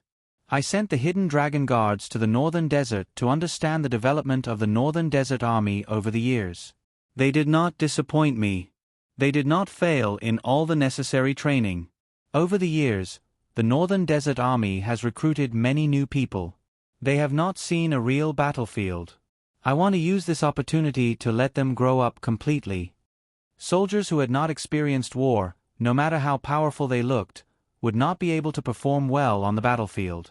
Shang Junlin did not need such soldiers. He needed soldiers who could fight for the great Huan dynasty. Your Majesty, can you tell me about the Northern Desert? Shen Yu blinked and looked at Shang Junlin with his chin in his hand. Why do you suddenly want to know about this? Shang Junlin sat beside him. I want to know more about Your Majesty. Your Majesty, so many things happened in the past. I have only heard about them from others. I want to hear it from Your Majesty. Shan Yu looked at Shang Junlin. His eyes were very beautiful. When he focused on someone, there was a light in his eyes. It was as if only the person he was looking at could enter his eyes. No one could resist such a gaze. Shang Junlin was also the same. He held Shan Yu's wrist and slowly talked about the things that happened in the past. The real confrontation with the Northern Desert was after I ascended the throne. The late emperor listened to the treacherous officials and ceded the Subei region to the Northern Desert in exchange for a moment of peace. However, hungry wolves never know satisfaction. One concession only made them want more. The Northern Desert was still not satisfied with the Subei region and wanted more and more fertile land. Coincidentally, I ascended the throne and was too lazy to argue with the ministers in the imperial court, so I simply led the troops to the Subei region. Shang Junlin had his own army, which was the strength that he had accumulated step by step during his early years in the army. These people had followed him through life and death, and had accompanied him from nothing to becoming the ruler of a country. They had witnessed every step of his growth, and had also taken back the land that the great Huan dynasty had lost step by step. Because it was a place that the late emperor had taken the initiative to give away, the Subei region had not experienced a large-scale war. After the Northern Desert people entered the Subei region, they unilaterally tore up the contract that forbade them from oppressing the people of the Subei region. They burned, killed, looted, and committed all kinds of crimes. When I arrived with the troops, the Subei region had already spontaneously organized a troop to resist the Northern Desert people. If you really want to count, this troop can be considered the embryonic form of the Subei army. Recalling the past, Shang Junlin's face was expressionless. Shan Yu covered the back of Shang Junlin's hand with her other hand. What about the troops that were originally stationed in the Subei region? They withdrew first. The late emperor had killed many loyal people in his later years. He simply did not care about the life and death of these people. Xiong Junlin's voice became cold. The capital was far away from the Subei region. The late emperor was drunk in the imperial palace. How could he have thought that because of his simple decision, so many people would be displaced? Fortunately, Your Majesty was there at that time to save the Subei region from the abyss of suffering, Shenyu said softly. After I arrived in the Subei region, I reorganized the scattered soldiers and organized them with the local troops spontaneously formed to fight back. It's funny to say that the northern desert people thought that the people of the Great Huan region were easy to bully. They never thought that there would be a day when they would be counterattacked. They were completely defeated in the first battle. Later, more and more people volunteered to join. After fighting for more than a month, the northern desert people surrendered. I did not want to care, and the people of the Subei region were not willing to accept it. I led them to drive the people out of the Great Huan region. Xiong Junlin's voice was low. Even if his tone was flat and straightforward, Shenyu still could not help but follow his words and imagine the situation in the Subei region. Shenyu knew that things were not as simple as what Xiong Junlin said. Xiong Junlin did not say much, and Shenyu did not ask for details. At that time, I was often away from home. Fortunately, Prince Li stabilized the situation in the imperial court. Later, I trained my own people, and Prince Li's presence slowly decreased. I was grateful for his help in the beginning, and most of the time, I turned a blind eye to him. Xiong Junlin later thought that he might have made a mistake in this matter. Is Your Majesty on good terms with the other princes? Shenyu only knew that Xiong Junlin and his half-brothers had a bad relationship. Those princes who were a generation older did not seem to like to get close to Xiong Junlin. Other than Prince Li and Prince En, I did not interact with the others. Xiong Junlin had long passed the age of expecting familial affection. He did not even care about his own father, much less his other uncles. Shenyu was not surprised. When those princes saw Xiong Junlin, they were like mice that saw a cat. At first, he thought that they were scared, but now, it seemed that from the beginning, those people were afraid of Xiong Junlin. By my side, there is only a you, Xiong Junlin sighed and pulled the youth into his arms. A you cannot leave me. If that day comes, I do not know what I will do. All of his feelings were poured into Shenyu. Before he fell in love with Shenyu, he once thought that he could only sit alone on the cold dragon throne for the rest of his life. Shenyu's arrival showed him a different kind of life. I will not leave. Shenyu patted the man's back to comfort him. He was puzzled. Why does Your Majesty always think that I will leave? If I leave Your Majesty, I have nowhere to go. Shenyu did not deny that at the beginning, he had thought of leaving. After all the grievances were settled, he would choose a peaceful place to spend the rest of his life. But as he got along with Xiong Junlin, this idea unconsciously disappeared. Xiong Junlin could not explain the reason. Perhaps it was because of his nature. He had never obtained anything before, so when he suddenly obtained it, it was easy for him to worry about gains and losses. The Northern Desert Imperial family handed the document to De Huan. They thought that the other party would admit defeat and do as they requested. Unexpectedly, after a few days, their scouts found traces of the Northern Desert Army. What did you say? The Northern Desert Emperor suddenly stood up, his face full of disbelief. This subordinate does not dare to lie. We did find traces of the Northern Desert Army at the border with De Huan. The soldier who spoke lowered his head, his voice trembling.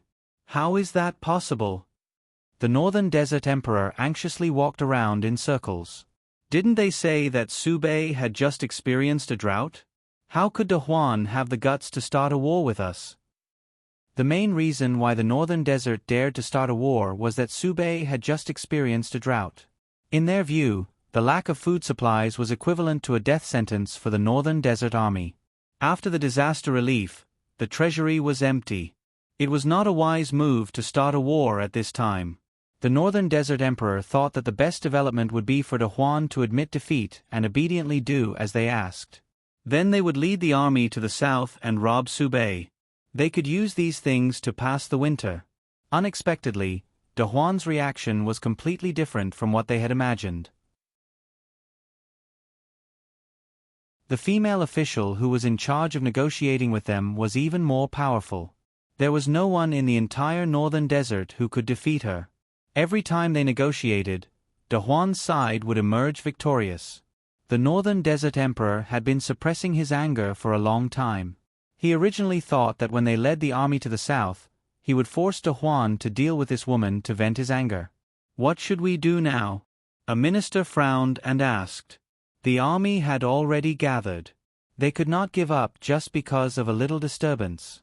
If that were to spread, how could they raise their heads in other countries? Since De Huan refuses to negotiate, don't blame us for starting a war. The northern desert emperor's eyes were filled with malice. At this moment, the northern desert emperor did not know that the northern desert army was already sharpening their swords and waiting for them to come to them. In the past, these northern desert people were so cowardly that they could not even fight to their heart's content. This time, we can finally fight to our heart's content. Within the northern desert army, no one was afraid of this war. When they received the order from the imperial court, everyone was excited. The northern desert people were already riding on top of their heads. If they did not fight back now, when would they fight back? As expected of the emperor who drove the northern desert people out by himself. His response to the northern desert people's provocation is really satisfying.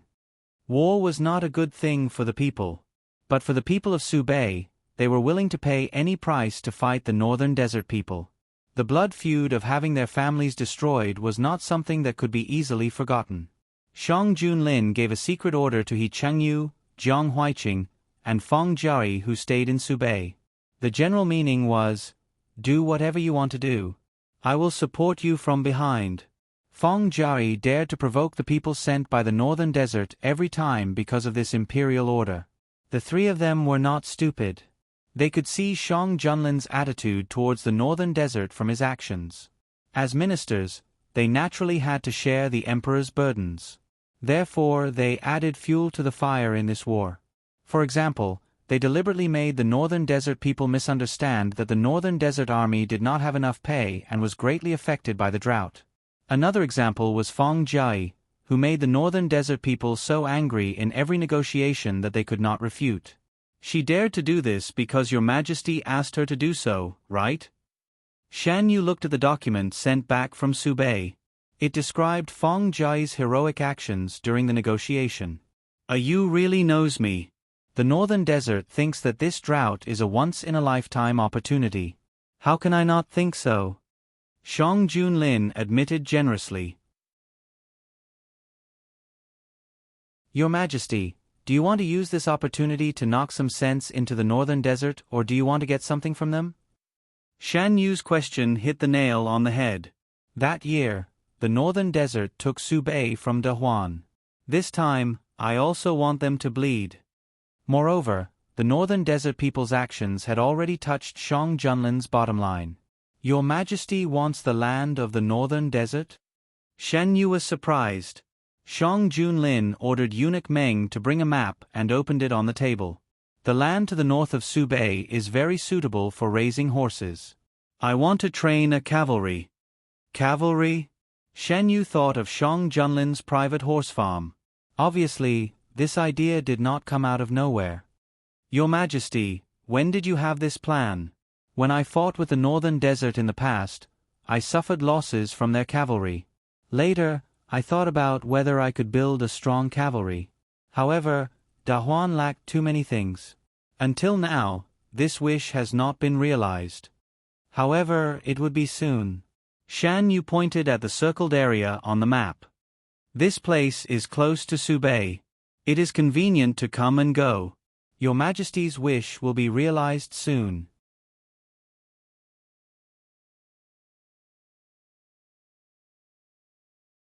Chapter 164. They were confident that they would win the battle against the northern desert. Shan Yu flipped open another report on the table. It was from the Ministry of Justice, asking about how to deal with Feng Pingqi. The Feng family's influence had been removed from the center of power in Dahuan. Elder Feng, who used to be in the limelight, had been imprisoned. The officials under his protection who were involved had also been punished.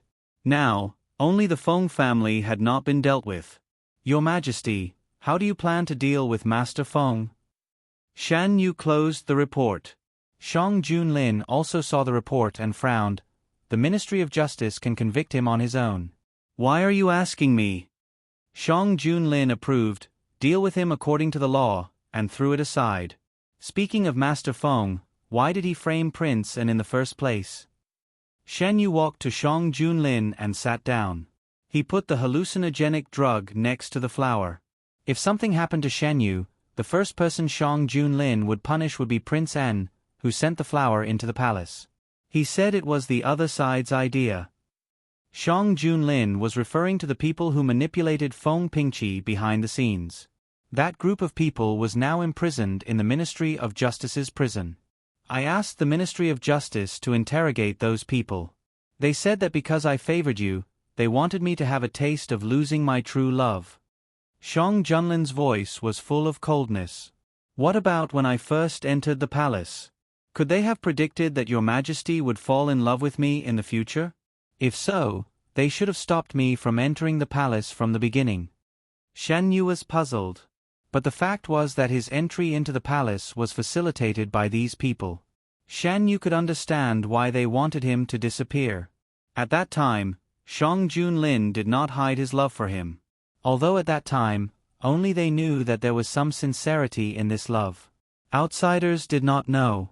From their point of view, Shan Yu was favored by the emperor as soon as he entered the palace. Until today, he was still favored by the emperor. Shang Junlin, according to the news from the Ministry of Justice, they were just following orders. The medicine that caused you to fall sick was also given by the mastermind. Shen Yu, can you get information about the prison breakers from these people? Shang Junlin, after Prince Yu was taken away, I had the Ministry of Justice interrogate him, but there was no result. The Minister of Justice was also very troubled recently. His Majesty had given him the matter of Elder Feng to deal with, and the murder of His Majesty had also been implicated. Anyone with eyes could see how much His Majesty valued His Majesty. Because of this, the Minister of Justice did not dare to be careless. Sir, are we still going to interrogate him today? The subordinate cupped his hands and asked. Interrogate him.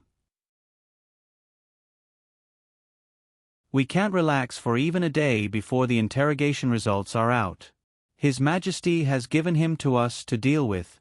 He thinks highly of us.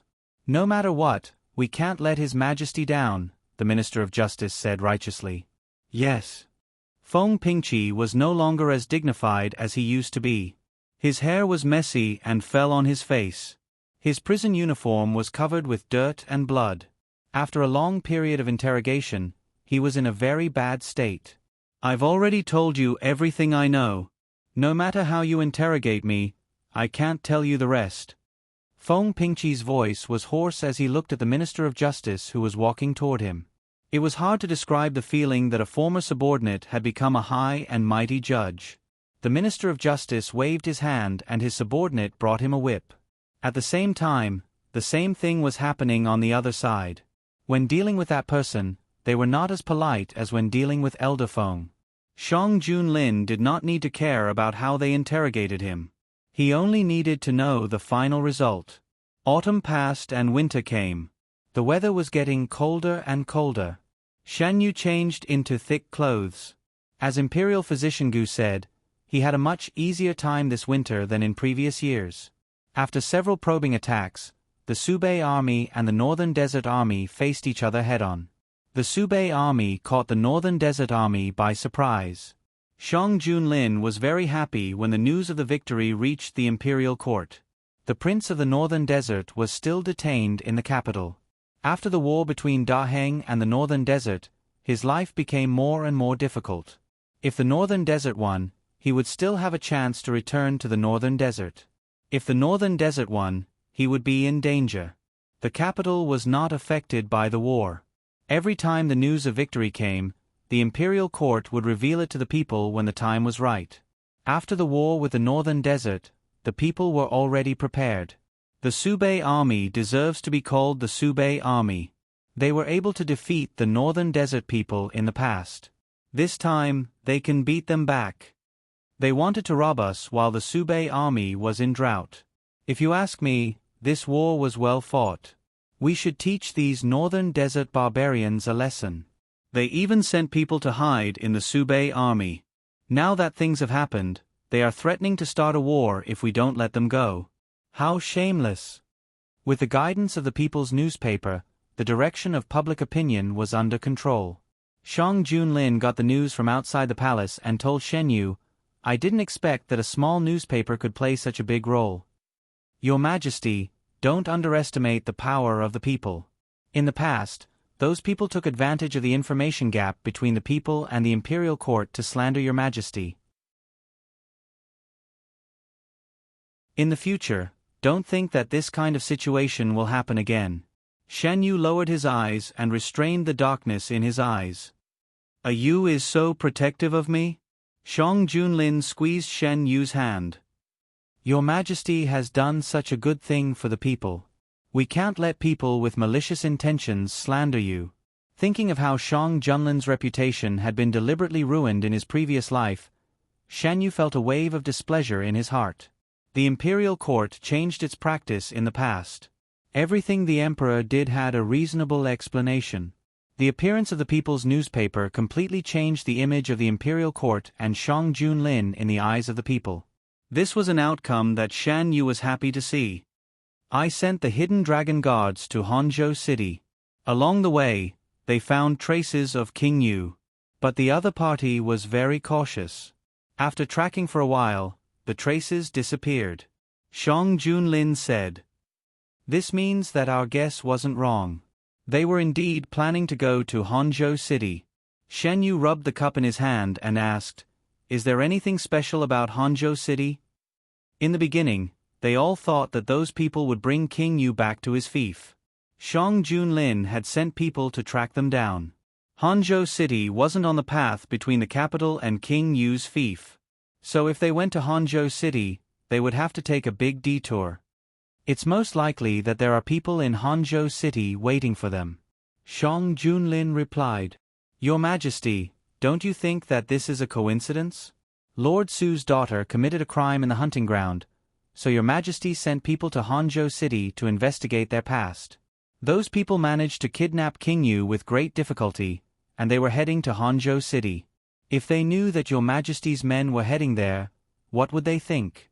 As long as Shen Yu thought about the scene of those people who thought they were foolproof, but in the end, they fell into a trap that had been prepared long ago, he felt it was very interesting. If that's the case, then a Yu is probably their nemesis, right? Every single matter can coincide with them. Shang Junlin was also shocked. Putting the previous matter aside, this matter was too much of a coincidence.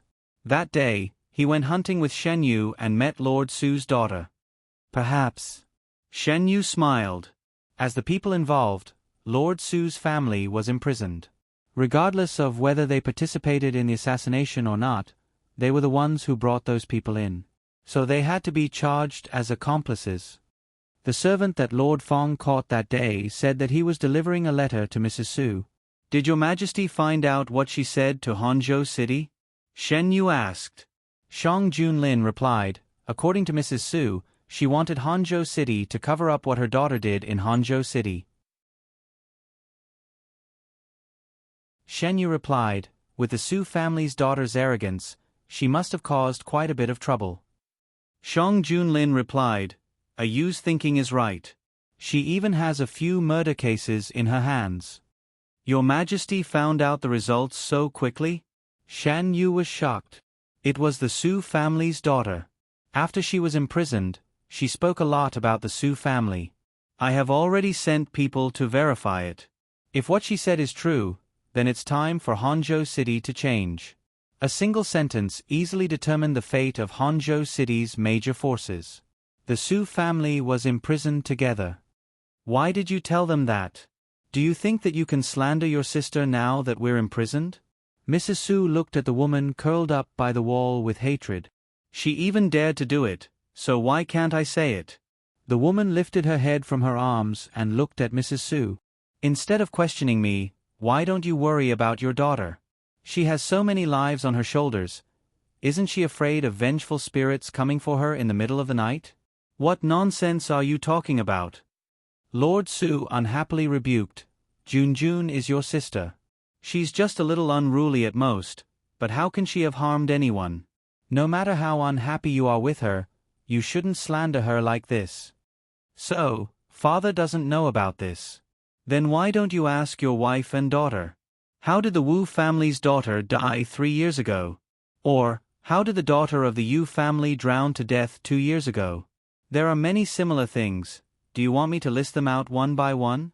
The woman's lips rose into a mocking arc, knitting his brows. Lord Su hesitantly looked at the person beside him. Mrs. Su seemed to have been poked in a sore spot as she jumped up. You believe everything she says? Junjun grew up by your side, so how can you not know her character? There's no need to explain. There are already officials heading to Hangzhou City, and it will be clear if I'm lying or not when they return. The woman replied indifferently. What's with the noise? You guys like to quarrel the most. The prison guard walked over unhappily. Silence returned to the prison once more. The officials that were sent to Hangzhou City initially met with resistance, but when they arrived, they realized that the small Hangzhou City was filled with complicated forces. Although Lord Su was transferred to the capital, his influence was still significant. So it was harder for them to investigate the Su family than they had imagined. It was only after the Su family was implicated in the assassination that they found an opportunity to investigate. As the investigation deepened, shocking cases surfaced one after another. The officials in charge of this matter did not dare to delay and immediately wrote a report and handed it over. Even if they weren't implicated in the assassination, the Su family still deserves to die.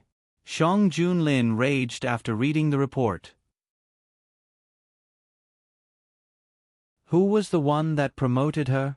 The imperial study was silent as Eunuch Meng lowered his head, not daring to speak. None of the officials that came to discuss the matter dared to speak. They never expected that a case of a junior offending the emperor would be implicated in several bloody cases. As the daughter of Hangzhou City's provincial governor, she was responsible for so many lives, and this was only the investigation so far. It was hard for them not to suspect that the provincial governor and his family played a role in this matter. Prime Minister, I'll leave this matter to you. I want to know how this person was transferred to the capital and if there are any similar cases in the court.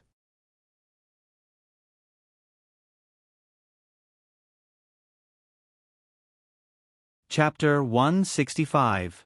Since ancient times, the imperial court's control over the local regions had always been a headache for those in power. In the late period of the previous emperor's reign, not only was the imperial court affected by his actions, but the local regions were also affected. After Shang Junlin ascended the throne, he first dealt with the imperial court's problems before dealing with the local regions. Until now, most of them could be said to be clean. But there were always exceptions. For example, the Subei officials that were dealt with not long ago, and Hangzhou City's current problem. In the end, Shang Junlin handed this matter over to the Prime Minister and Lord Duan to deal with. Since there was a problem with the transfer of officials, they would more or less bear some responsibility. The officials that were transferred to the capital had all passed the imperial court's test. The test wasn't just based on the results, but a comprehensive consideration of all aspects. Only those who had the ability and didn't make any major mistakes could be transferred back to the capital. Since Lord Su was transferred to the capital, it meant that he had passed the test. As for why the matter in Hangzhou City wasn't discovered, it was a matter for the Prime Minister and Lord Duan to investigate. When Shang Junlin returned to the Yuzhong Palace and saw Shan Yu standing by the window, the anger in his heart dissipated a little. Your Majesty is back? Shan Yu turned around when he heard footsteps. Shang Junlin walked over without a word and hugged her. Is there any news from Hangzhou City today? Have you found traces of the king of Yu? This was Shan Yu's first reaction. Not yet. It's the Su family's matter. That daughter of a concubine was speaking the truth. The Su family's actions in Hangzhou City were far more than that. Your Majesty is angry about this matter? Shan Yu raised his hand and caressed the man's back. How can such a person be transferred to the capital? Your Majesty didn't know about it in the first place. But now that you know, he will naturally return to where he should be. Those who make mistakes will receive their due punishment. Your Majesty doesn't have to think too much about it. Shan Yu comforted. With the first clue broken, the following matters were much easier to investigate. Hanzhou City. What happened during the autumn hunt? Why would Jun offend the Imperial Emperor? What's the Su family's current situation? Madame Su's family, the Cheng family, fell into a state of panic. When the news came, the Cheng family immediately made their plans. The Cheng family had been rooted in Hanzhou City for many years, and they were the biggest family in Hanzhou City. Furthermore, because of their marriage with Mr. Su, it wasn't an exaggeration to say that they could cover the sky with one hand. If it weren't for their overwhelming power, they wouldn't have been able to force the victim's family to swallow their grievances. On the surface, they were in the limelight, but behind their backs, their hands were stained with the blood of countless innocent people. Master, what should we do now? The people from the imperial court have already arrived in Hanzhou City, and with the news from the capital, many people no longer listen to us. What's the point of saying all this now? It's not like you don't know the current emperor's style. Unless he can't find out, none of us can escape with what we've done all these years. The room fell into a deathly silence. After a long while, someone couldn't help but ask, is there really no room for negotiation? Where is that lord? Didn't you say that you needed us to temporarily shelter a noble? Our Cheng family has done so many things for him, so he can't just leave us. His voice became softer as he spoke. At this moment, everyone's gaze was focused on the leader. The Cheng family's patriarch closed his eyes and said, I will contact that lord. Another person stood out and said, things haven't reached the worst stage yet, so don't panic. Compared to the cold atmosphere in the Cheng family, those small families that had been suppressed for years were rejoicing. Didn't the Cheng family boast that they were superior to others? If it wasn't for Mr. Su's protection, would the Cheng family be so arrogant all these years? Now that their umbrella is gone, let's see how long they can be proud of themselves. The imperial court has sent a lord to investigate the matter of the Su family's daughter. Those who have grievances in their hearts can finally vent their anger. It's also a sin. A good daughter, just because she dressed up a little, she encountered such a thing. It's not just one family, right? Of course it's not just that. What we know is because the Cheng family has some power. Those small families that need to rely on the Cheng family to survive don't dare to say anything even if something happens. Didn't the young miss who was engaged to the Li family's young master hang herself the night before the wedding? Perhaps she was also killed in the dark. I remember that there was a period of time when the Su family's young master and the Li family's young master were very close. After that young miss passed away, the Li family quickly moved away. I'm afraid there's a big connection between the two. Do you still remember an old incident that happened many years ago? When Mr. Su took office, he had a family. It was the young miss of the Cheng family. Relying on the Cheng family's power, she insisted on being his concubine. After that, Mrs. Su changed, and the original Mrs. Su never appeared in front of anyone again. With the Cheng family's loss of power, those old matters that they didn't dare to talk about in the past were dug up one by one. The Cheng family had been domineering for many years. It was fine when they were at their peak, but once they fell, there were many people who hit them when they were down. Not to mention those who had grudges in the past. With such a good opportunity in front of them, how could they miss it? After the initial difficulties, the officials sent by the imperial court to Hanzhou City made rapid progress. The cases of the Su family and Cheng family flew to the capital like snowflakes. I have underestimated them. They're just a local aristocratic family, and they can actually do so much. Shang Junlin looked at the reports from Hanzhou City with a cold expression. It's normal for them to have guts when they're far away from the capital and have someone backing them. Shen Yu sat on the couch and smiled. The further away they are from the imperial city, the easier it is for such things to happen. Power nurtured people's desires.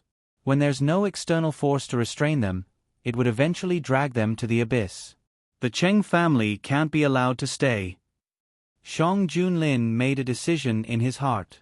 Your Majesty, why don't you wait a little longer? The people who kidnapped King Yu might be bringing him to Hangzhou City, and their destination might be the Cheng family. Along the way, the hidden dragon guards did not find any traces of them. So why don't we just wait for them at their destination? Shen Yu only recalled it 2 days ago. When King Yu rebelled in his previous life, the Cheng family was his loyal supporters. It was said that they had sought refuge with King Yu a long time ago. But what about now? Regardless of whether they had colluded or not, the Cheng family was still an anchor point.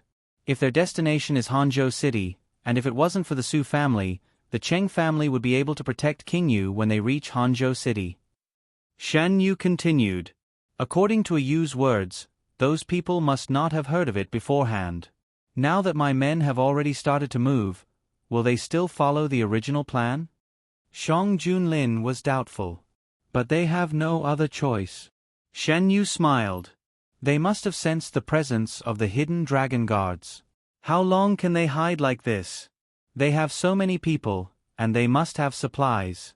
In their original plan, Hangzhou City was their supply point. So even if they know that there's a trap, they can only bite the bullet and charge in. The truth was just as Shen Yu had thought. The middle-aged man brought King Yu all the way. After a period of time, King Yu had recovered a little. However, the journey was bumpy, and he had to avoid being discovered. Hence, he could only eat and drink sparingly. Aside from the time in the prison, King Yu had never suffered such grievances. The Emperor has already sent men to Hangzhou City. Wouldn't we be walking into a trap if we go over? King Yu asked as he sat by the door in the dilapidated temple.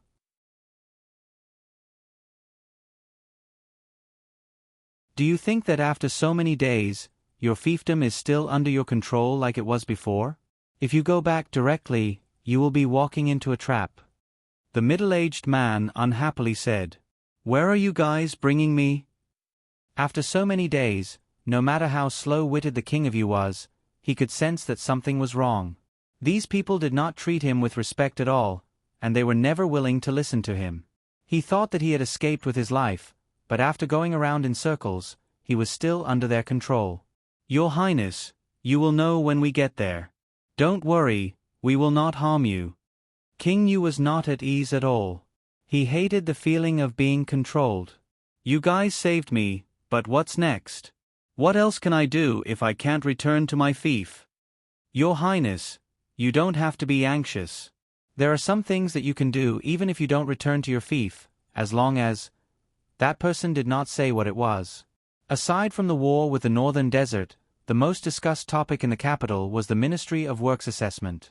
The date was delayed for a period of time due to various reasons, but it finally started under everyone's anticipation. Shan Yu was interested in the first assessment. After it ended, he asked Shang Junlin about it. Shen Yu, Your Majesty, how many people did the Ministry of Works recruit this time? Shang Junlin, a total of 48 people were recruited. 12 of them were officially recruited. They are all outstanding in a certain aspect. Currently, these 12 people have chosen to work in the Ministry of Works. Other than that, there are also 36 candidates. They will be tested for a period of time. If they are suitable, they will be decided. Xin Yu, who thought of this idea? Shang Junlin. It was the Minister of Revenue. For this assessment, the Minister of Works always went to the Ministry of Rights. The Minister of Rights was annoyed, so he called the other ministers every time. Except for the Minister of Revenue, who was always there, the others found all kinds of excuses to decline after being invited twice. Shen Yu, this idea is quite good. Shang Junlin, some of the remaining people are illiterate. Illiterate people are troublesome, so the Minister of Works intends to use this time to teach them some basic words. In Dehuan, those who could read more or less had some family background. Because the cost of printing books was too high, the price of books was also very high. People who didn't have a family background couldn't afford to buy them. I remember that a Yu asked his subordinates to sell basic literacy books at a low price. Many people in the capital bought them. After all, compared to the normal price of other books, this book with little content was ridiculously cheap. Many people bought one and put it at home. It was more convenient for them to learn to read than to let others do it for them. It's good that people bought it.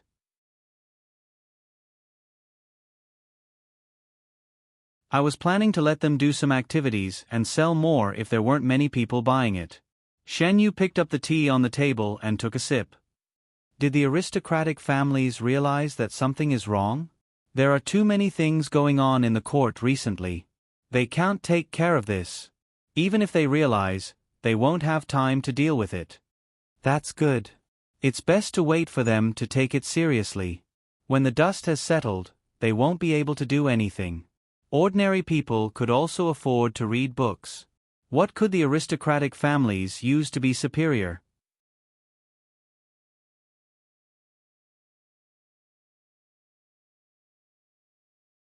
Chapter 166. Now that the Ministry of Works assessment was completed, they only needed to wait for time to verify the feasibility of this method. After that, they would be able to spread it to the whole of Dahuan. Then, they could start preparing for another plan. Before that, they needed to let more people of Dahuan learn how to read. However, this was not something that could be accomplished in a short period of time. The changes in the imperial court were most directly felt by the people in the capital. The appearance of the people's newspaper deepened their understanding of the Great Huan dynasty. The more they understood, the stronger their sense of belonging. The people's hearts were united, and there were only benefits to the development of the Great Huan dynasty. In the quiet afternoon, Shen Yu sat on the swing in the courtyard and basked in the sun. The warm sunlight shone on his body, bringing a burst of warmth. He was holding a storybook in his hand. It was one of the most popular storybooks outside the palace. It was written based on him and Shang Junlin. It was sandwiched in a pile of other storybooks and was dug out by Shen Yu. Shen Yu originally thought that with Shang Junlin's temperament, he wouldn't let this kind of thing spread among the people. After flipping through a few pages, Shen Yu roughly understood. This novel didn't have the original explicit description, but the relationship between the two was very delicate. Compared to the original novel, it was more touching. Shen Yu was unknowingly immersed in the novel. He didn't even notice Shang Junlin walking over. The golden sunlight shone through the gaps between the branches and leaves and fell on the young man. The breeze blew the leaves and the light spots jumped with the wind. The young man sat on the swing made of green vines. His eyes were lowered as he focused on the book in his hand. Time was quiet and beautiful. Seeing this scene, Shang Junlin's heart calmed down. The palace servants wanted to greet him, but he raised his hand to stop them. Mu Shi, pass that plate of chestnut cakes to me. While speaking, Shen Yu's eyes never left the book in his hand. After waiting for a while, the chestnut cakes appeared in his sight. The hand that picked them up obviously didn't belong to a woman. Shen Yu looked up and met a pair of smiling eyes. Why didn't anyone inform me that Her Majesty was coming? Shen Yu was stunned. Shang Junlin fed the chestnut cake to his mouth. I saw that you were so engrossed, so I didn't let them disturb you. What are you looking at? Why are you so engrossed? Shen Yu took a bite of the pastry. The sweet taste spread in his mouth. He narrowed his eyes and said, Mr. Qing Li wrote the story well. Qing Li, a person who had the guts to write a novel based on the emperor and the nobles. As soon as the name came out, Shang Junlin knew what Shen Yu was looking at. He walked over and sat beside Shen Yu. He held a small plate with chestnut cakes in his hand and fed Shen Yu from time to time. A Yu likes his work? Shang Junlin asked. The writing is very moving. This book is sold very well outside the palace, right? Shen Yu didn't forget that he had found this book from a pile of popular novels. The novels sent to Shen Yu's palace were specially bought by palace servants. They would be distributed according to popularity. Shen Yu would often start reading from the most popular novels. People are very curious about things that they can't see. Although this book doesn't say it explicitly, People who read it all think that it's talking about you and me. Shang Junlin didn't deny it. Shan Yu closed the book and turned to look at Shang Junlin. I thought that your majesty wouldn't allow such a novel to be circulated among the people. What's wrong with letting everyone know that I love you deeply? Shang Junlin said lightly. Shan Yu didn't expect that this was the reason why Shang Junlin allowed the novel to be circulated. Your Majesty, have you seen Mr. Qingli? What does you want to do? This person's writing style is very good. It's a waste of his talent to only write novels. Your Majesty, why don't you recruit him to do something for the people? The People's Daily was a newspaper sponsored by the imperial court. It was directly under the emperor's name. Recruiting him to be the chief writer of the People's Daily was considered giving him a proper position in the imperial court. I asked someone to ask him. He said that he didn't want to be restrained and writing novels is good. For some reason, Shan Yu didn't find it strange. People who dared to write novels for the emperor couldn't be judged by common sense. Since the person was unwilling, Shan Yu didn't say more. Your Majesty, try this chestnut cake. It tastes good. Under the influence of Shan Yu, the cooks in Yuzhong Palace were very keen on studying delicacies, especially all kinds of pastries. After the results of the examination of the Ministry of Works came out, some people were happy and some were sad. Those who passed the examination began to pack up and prepare to work in the Ministry of Works. The Ministry of Works was now short of people. The minister of the Ministry of Works waved his hand and recruited those who passed the examination. Several cement roads had been paved in the capital. After the roads were paved, many people admired them and became officials. The money needed to pave the roads was sponsored by several tycoons in the capital. After the roads were paved, the tycoons were given the right to name the roads after discussion. This was a great honor for the businessmen. In addition, there would be a small tablet on each road with the sponsor's information written on it. In the Yingxing Tower, the largest restaurant in the capital, several businessmen gathered together. Yan Zhang, who had returned to the capital, was also among them. Now the roads built by the imperial court have tablets with our information engraved on them. In the past, who would have thought that there would be such a day? Yes, I heard that the imperial court is still preparing the stone tablet with the list of the people who assisted Su Bei. Boss Yen, do you have any inside information?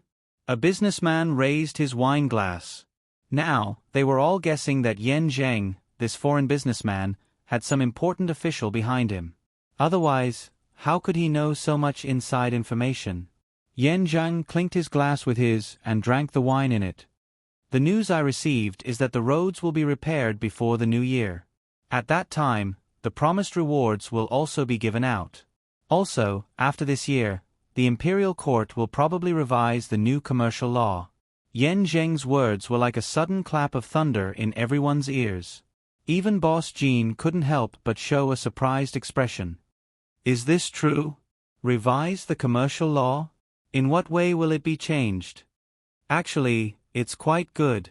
For us businessmen, it's already much better than the previous dynasty. Brother Yen, do you have more accurate information? Boss Jean asked in a low voice. Boss Jean, don't worry. The new commercial law will only be more beneficial to us than the previous one. I'm not too sure about the other details.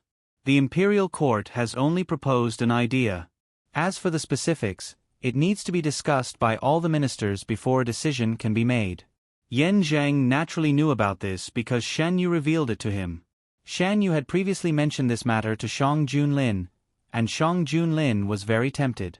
The information from Hanzhou City was sent back to the imperial court, and every piece of evidence proved the truth of the Su family's daughter's words. With conclusive evidence, the Su and Cheng families were finished. Your Majesty said that Lord Su had no idea about what Madame Su and Su Wanjun did? The flickering candlelight illuminated the beauty's face. Shang Junlin put down his pen and stared at Shan Yu's face for a while. Your Majesty, why are you looking at me? Shan Yu touched his face. Is there something on my face? No matter how many times I look at a you will always move my heart. Shang Junlin raised his hand. "Come over to me." Shan Yu walked over. He had changed into a set of pajamas, but the simple clothes didn't reduce his elegance. On the contrary, it highlighted his exquisite face. Shang Junlin hugged Shen Yu in his embrace and smelled the fragrance of Shen Yu's hair. His irritation from the imperial court was instantly swept away. Su Linhua had no idea about Su Wanjun's murder in Hangzhou City. When Su Wanjun and her son's crimes were announced, the shock on his face didn't seem fake. After the Su family was interrogated, the results of the interrogation also confirmed this. How did they manage to hide such a huge matter from Su Linhua? With so many murders, it's impossible for him to not have heard about it, right? Shan Yu felt that it was inconceivable. I don't know what Madame Su and the Cheng family did, but Su Linhua trusted them greatly. In addition to the Cheng family's coercion, the victims didn't dare to make a big deal out of it. The officials that relied on Su Linhua didn't dare to speak, and they all thought that Su Linhua knew about it. Since their boss knew about it, who would want to bring trouble to themselves by revealing what their boss's daughter did? Furthermore, they received benefits from the Cheng family.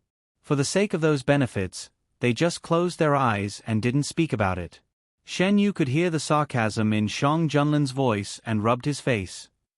Now that the matter has been exposed, those who chose to keep their mouths shut have now become accomplices. I wonder if they regret their choice. No matter what they were thinking, it had already happened. It was useless to regret now. After all, people had to be responsible for their own actions. Hangzhou City wasn't big, and it wasn't like Subei, where a single move could affect the entire situation. Changing a few officials was a simple matter. After the truth was found out, those guilty would be demoted, and the law of Great Huan Dynasty clearly stated how they should be dealt with. Shang Junlin caressed Shen Yu's hair. The Prime Minister has also found out the truth and transferred them back to the capital. It's because Su Linhua's resume was outstanding, and there hasn't been any major incidents in Hangzhou City, so they didn't investigate further. A moment of carelessness nearly led to a huge mistake. They can cover the sky with their hands in Hangzhou City, so it's normal for the news not to spread out. Even Hangzhou City itself didn't dare to speak about it, so how could it spread out? If it wasn't for the offense of the Su family's daughter, and His Majesty sent someone to Hangzhou City to investigate, this matter might have been hidden forever. Shen Yu leaned back. In his previous life, Shan Yu had never heard of this matter. Until the end, the Cheng family was still living well, and Su Linhua had always been in Hangzhou City. It was only until he sought refuge with King Yu that he left Hangzhou City for the capital. Su Linhua never expected that his daughter, who he had always thought to be obedient and unruly, would do so many terrible things behind his back. When he returned to the prison, he was still in a daze. After Su Wanjun and her son were tortured, their spirits were dispirited. Only the Su family's daughter had a bizarre light flickering in her eyes. She had been waiting for this day for a long time. As the days passed, the Cheng family's deeds were exposed one after another. Countless people with hatred in their hearts couldn't wait to pounce on them and devour their flesh.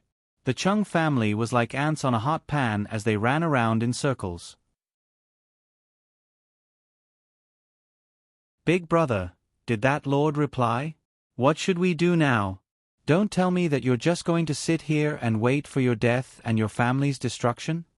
It's in the next 2 days. That lord's men will be here soon. We will leave when they arrive." "Leave? Aside from Hangzhou City, where else can we go? The imperial court's decision has yet to be announced, so we have to leave before it's announced. Otherwise, we won't be able to leave even if we want to. That lord said that someone will be coming to pick us up. But wouldn't they become fugitives if that was the case?" At night, King Yu's group secretly appeared in front of the Cheng family's manor. A servant knocked on the door of the Cheng family's patriarch. "Old master, the guests are here." The Cheng family's patriarch put on his clothes and got off the bed. At the same time, the hidden dragon guards that were guarding the Cheng family also noticed the commotion.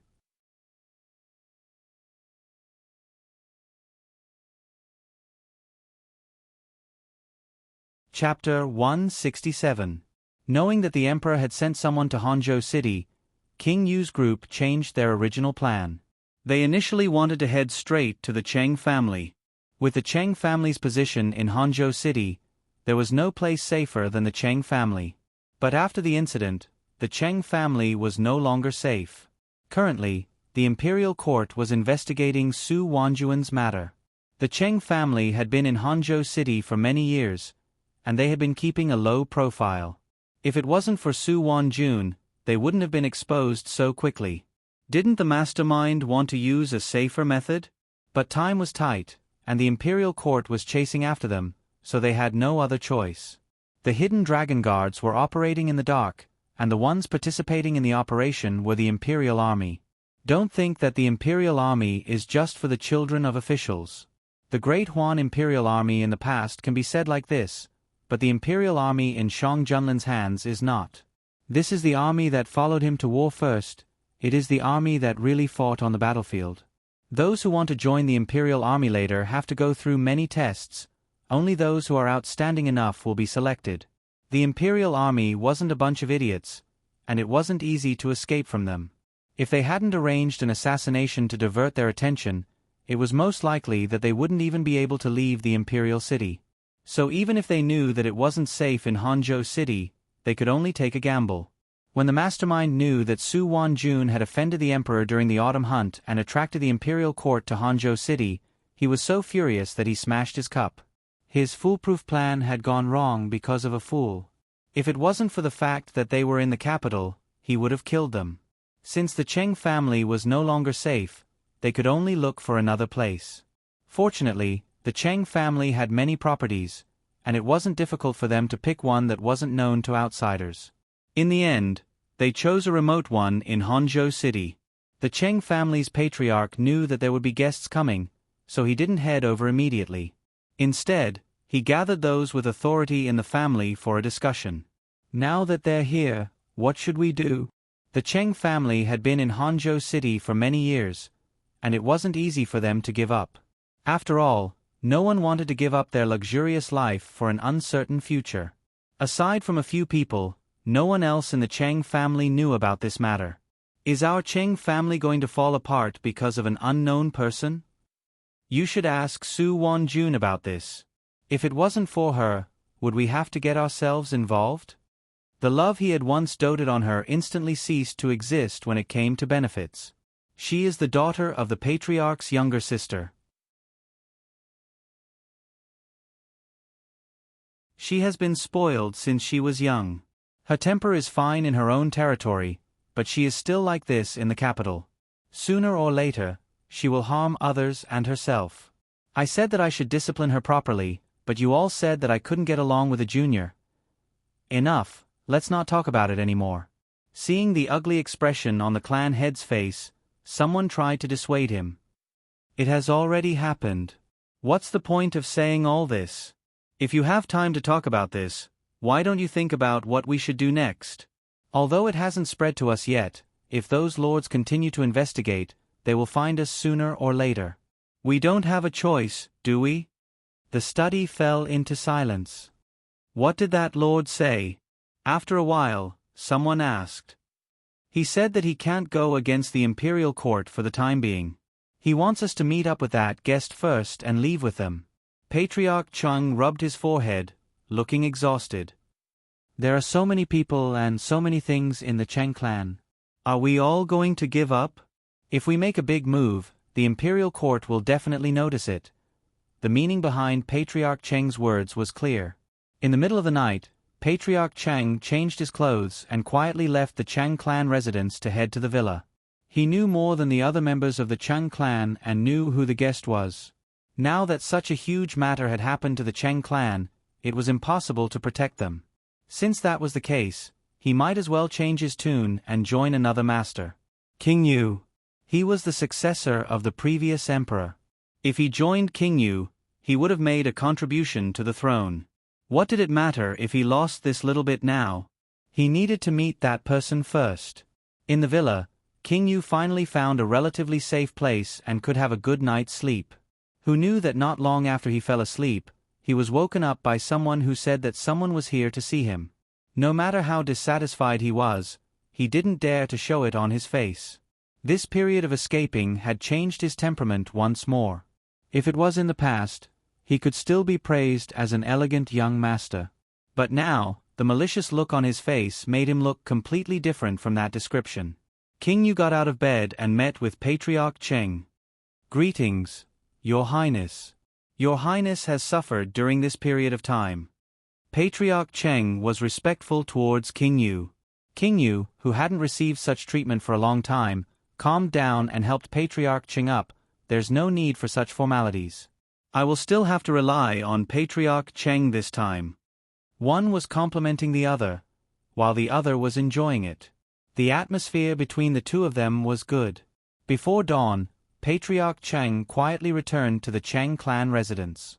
He had no idea that his every move was being watched by the hidden dragon guards.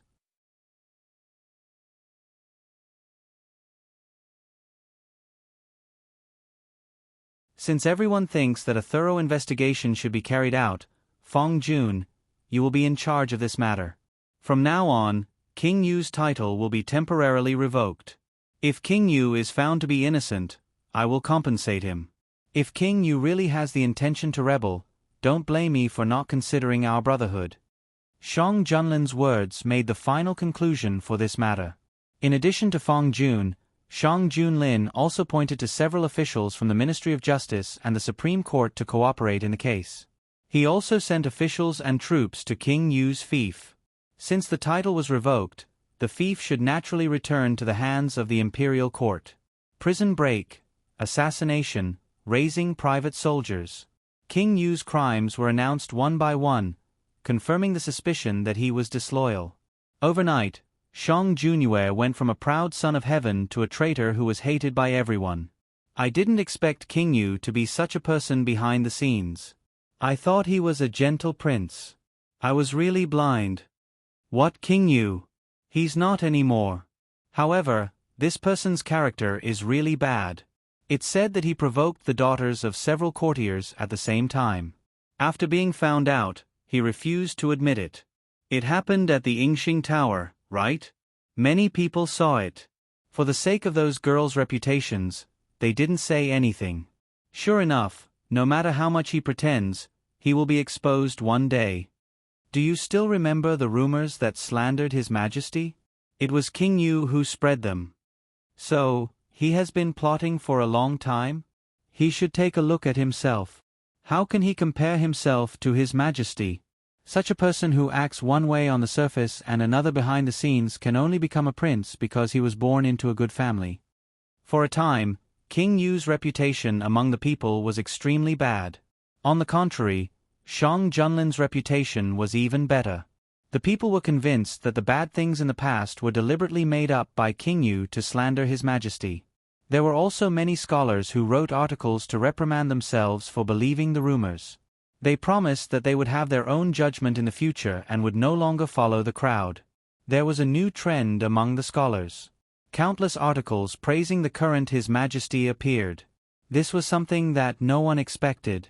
After Shen Yu heard about it, he joked, "How does His Majesty feel now?" He put his hands under his chin and looked up at Shang Junlin. His eyes were full of smiles.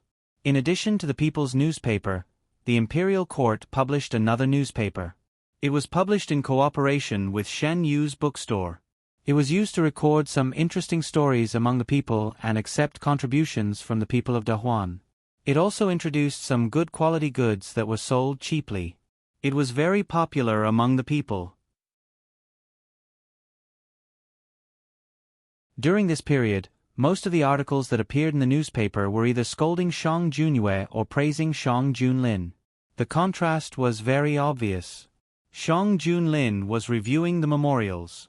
When he heard this, he raised his other hand and pinched Shen Yu's face. "Are you laughing at me?" Shen Yu shook his head, his eyes sparkling. "No way. I'm just happy for His Majesty." Shang Junlin let go of his hand and stroked His Majesty's cheek for a while. Then, he pinched His Majesty's chin, leaned over and kissed His Majesty's lips. "This is all because of you." The murmur disappeared from his lips. The kiss gradually deepened.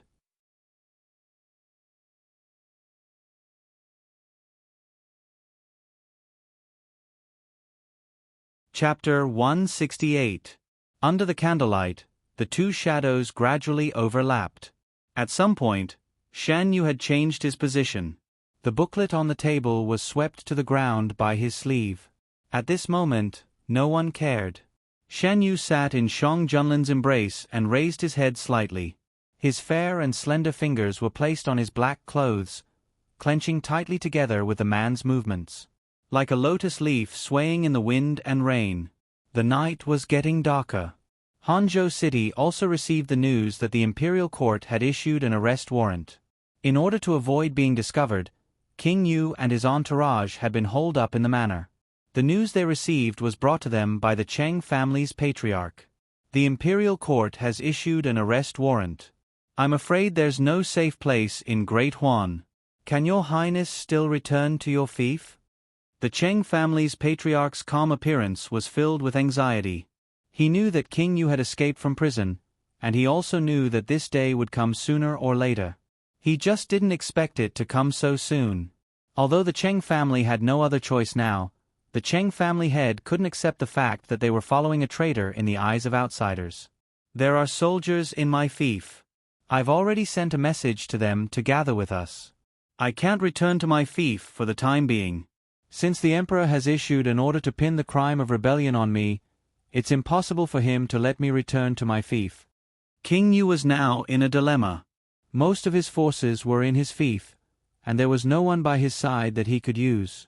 He had already been convicted of treason, and it was impossible for him to return to the imperial city. If he did, he would only be walking into a trap and dying. Since Shang Junlin was so heartless, then don't blame him for being unjust. The crime of rebellion fell on his head. So what if he confirmed it? It was Shang Junlin who forced him to do it, wasn't it? He just wanted to protect himself. How many men do you have here? King Yu turned his head and asked the middle-aged man standing beside him. What does your highness want to do? The middle-aged man's eyes flashed. Isn't what I want to do what you've always wanted me to do? Why is Mr. Tan pretending? King Yu said unhappily. It's good that your highness can think it through. I and the forces behind me will serve your highness. Mr. Tan smiled and stroked his beard. My Qing family is also willing to serve your highness. The Cheng family head also expressed his loyalty. Since they've decided to revolt, Emperor Yu's side swiftly took action. The Cheng family's influence in Hangzhou City wasn't small, and many officials in Hangzhou City had connections with them. Hence, they suddenly revolted and took control of half of the forces in Hangzhou City. The officials sent by the imperial court were locked up by them, and the King of Yu's group was officially stationed in Hangzhou City as their stronghold. When the people that received them in Hangzhou City received the news, they entered Hangzhou City. It was a group of several thousand people, and the highest-ranking general in Hangzhou City was the son-in-law of the Cheng family. He had always followed the Cheng family, and now that the Cheng family had sided with the King of Yu, he had also rebelled. His subordinates who opposed him were all killed in public. Under such bloody methods, no one dared to take the risk. Hangzhou City had completely changed. The King of Yu sent a message to his men.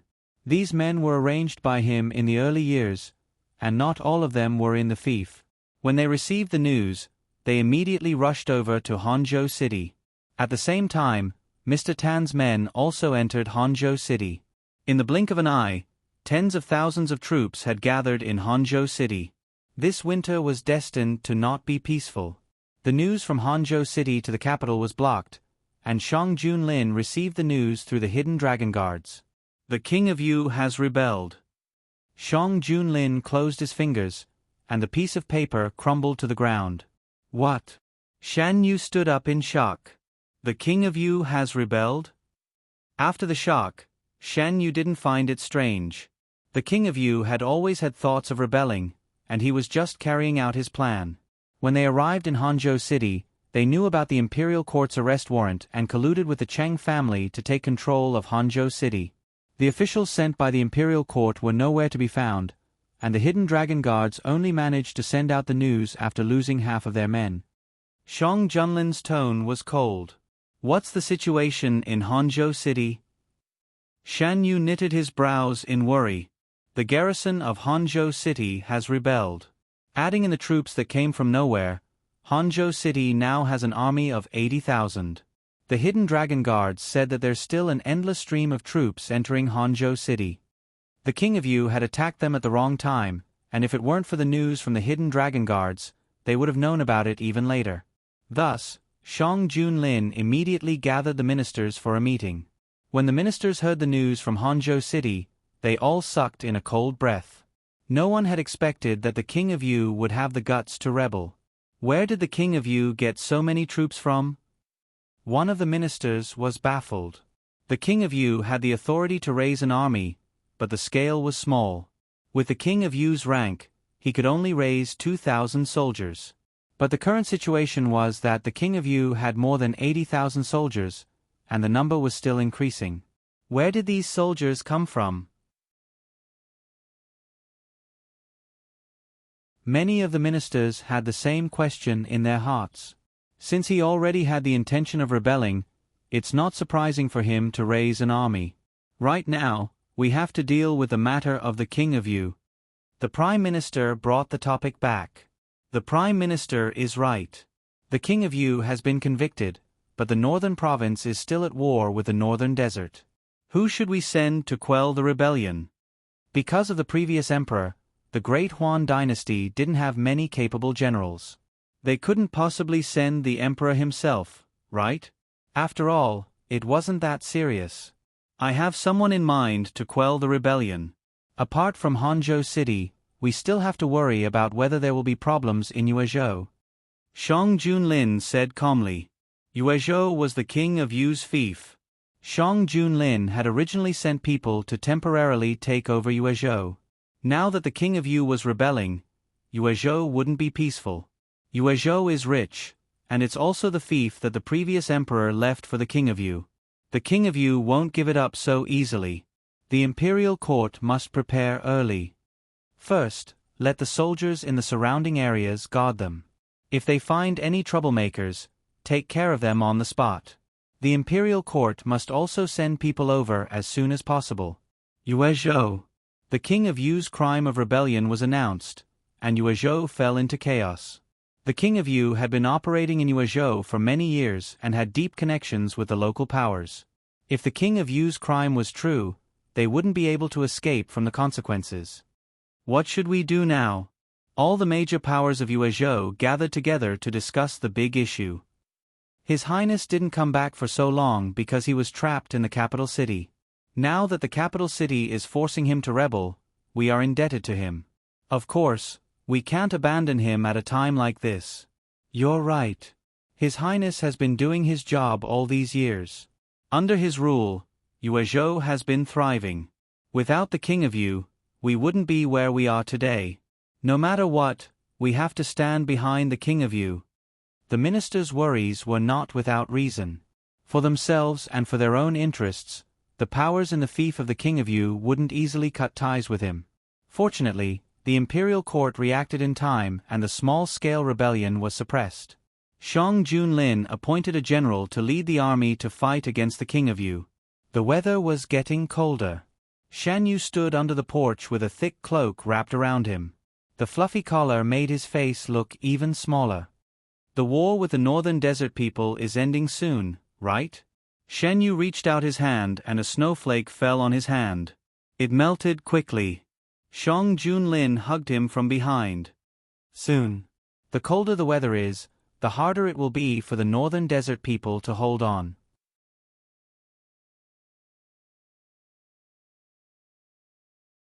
The war with the northern desert people had been in a stalemate for more than a month.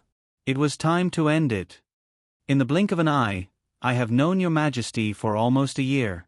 Shan Yu retracted his gaze and lowered his eyes to hide the emotions in his eyes. Shang Junlin, it's only been a year. You will spend every year with me in the future. Xin Yu, how's the situation in Hangzhou? Because of the incident in Hangzhou, the Su family, who should have been punished, were still in prison, waiting for the final judgment. Shang Junlin, the city gate is closed. The king of Yu has been holed up in the city and refused to fight. Shen Yu, With so many people in Hangzhou, how long can the food last? The king of Yu can't possibly hide in there forever. Shang Junlin, this is a problem he has to consider. I just want to find the person behind him as soon as possible. The backup plan left by the previous emperor was always a thorn in Shang Junlin's heart. Hangzhou City. The king of Yu never expected that Shang Junlin would act so quickly. It was so fast that he was trapped in Hangzhou City before he had time to prepare. As the saying goes, before the troops and horses move, the provisions move first. The king of Yu was forced to do something beyond his ability. Right now, he only had troops and nothing else. Fortunately, the Cheng family was willing to pay, and Hangzhou City was under their control. Thus, he didn't have to worry about the provisions for the time being. However, this wasn't a long-term plan. With Hangzhou City surrounded, the people outside couldn't enter, and the people inside couldn't leave.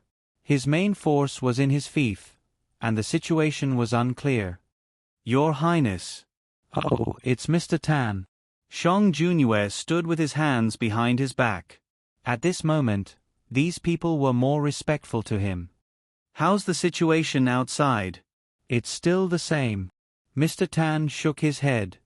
Back then, this king said that he wanted to leave before the imperial court reacted, but Mr. Tan refused to admit it. Could it be that you also expected us to be trapped in Hangzhou City? The king of Yu couldn't hold back the anger in his heart. After discovering the traces of the hidden dragon guards in Hangzhou City, the king of Yu wanted to leave with his troops. However, he was stopped by Mr. Tan, who told him to wait a little longer until the imperial court sent an army over.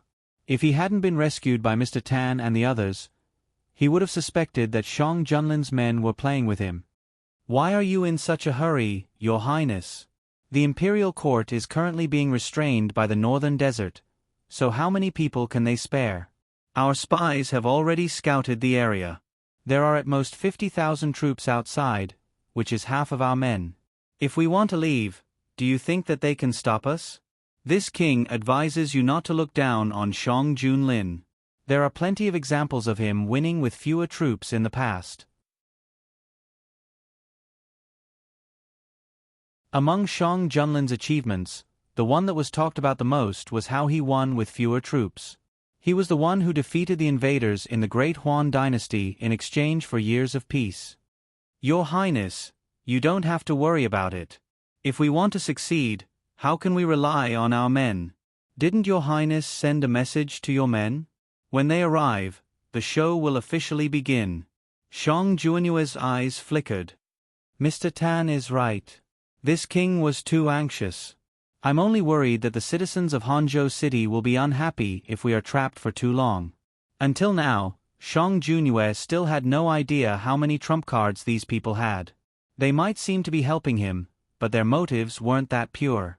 Shang Junyue was brought out of the prison in a hurry, so he didn't have many people around him. If he wanted to succeed, he could only rely on Mr. Tan and the people behind him. As for the future, it wouldn't be too late to talk about it after everything was done. They're just ants. If they're disobedient, we'll just kill them. Mr. Tan wasn't bothered.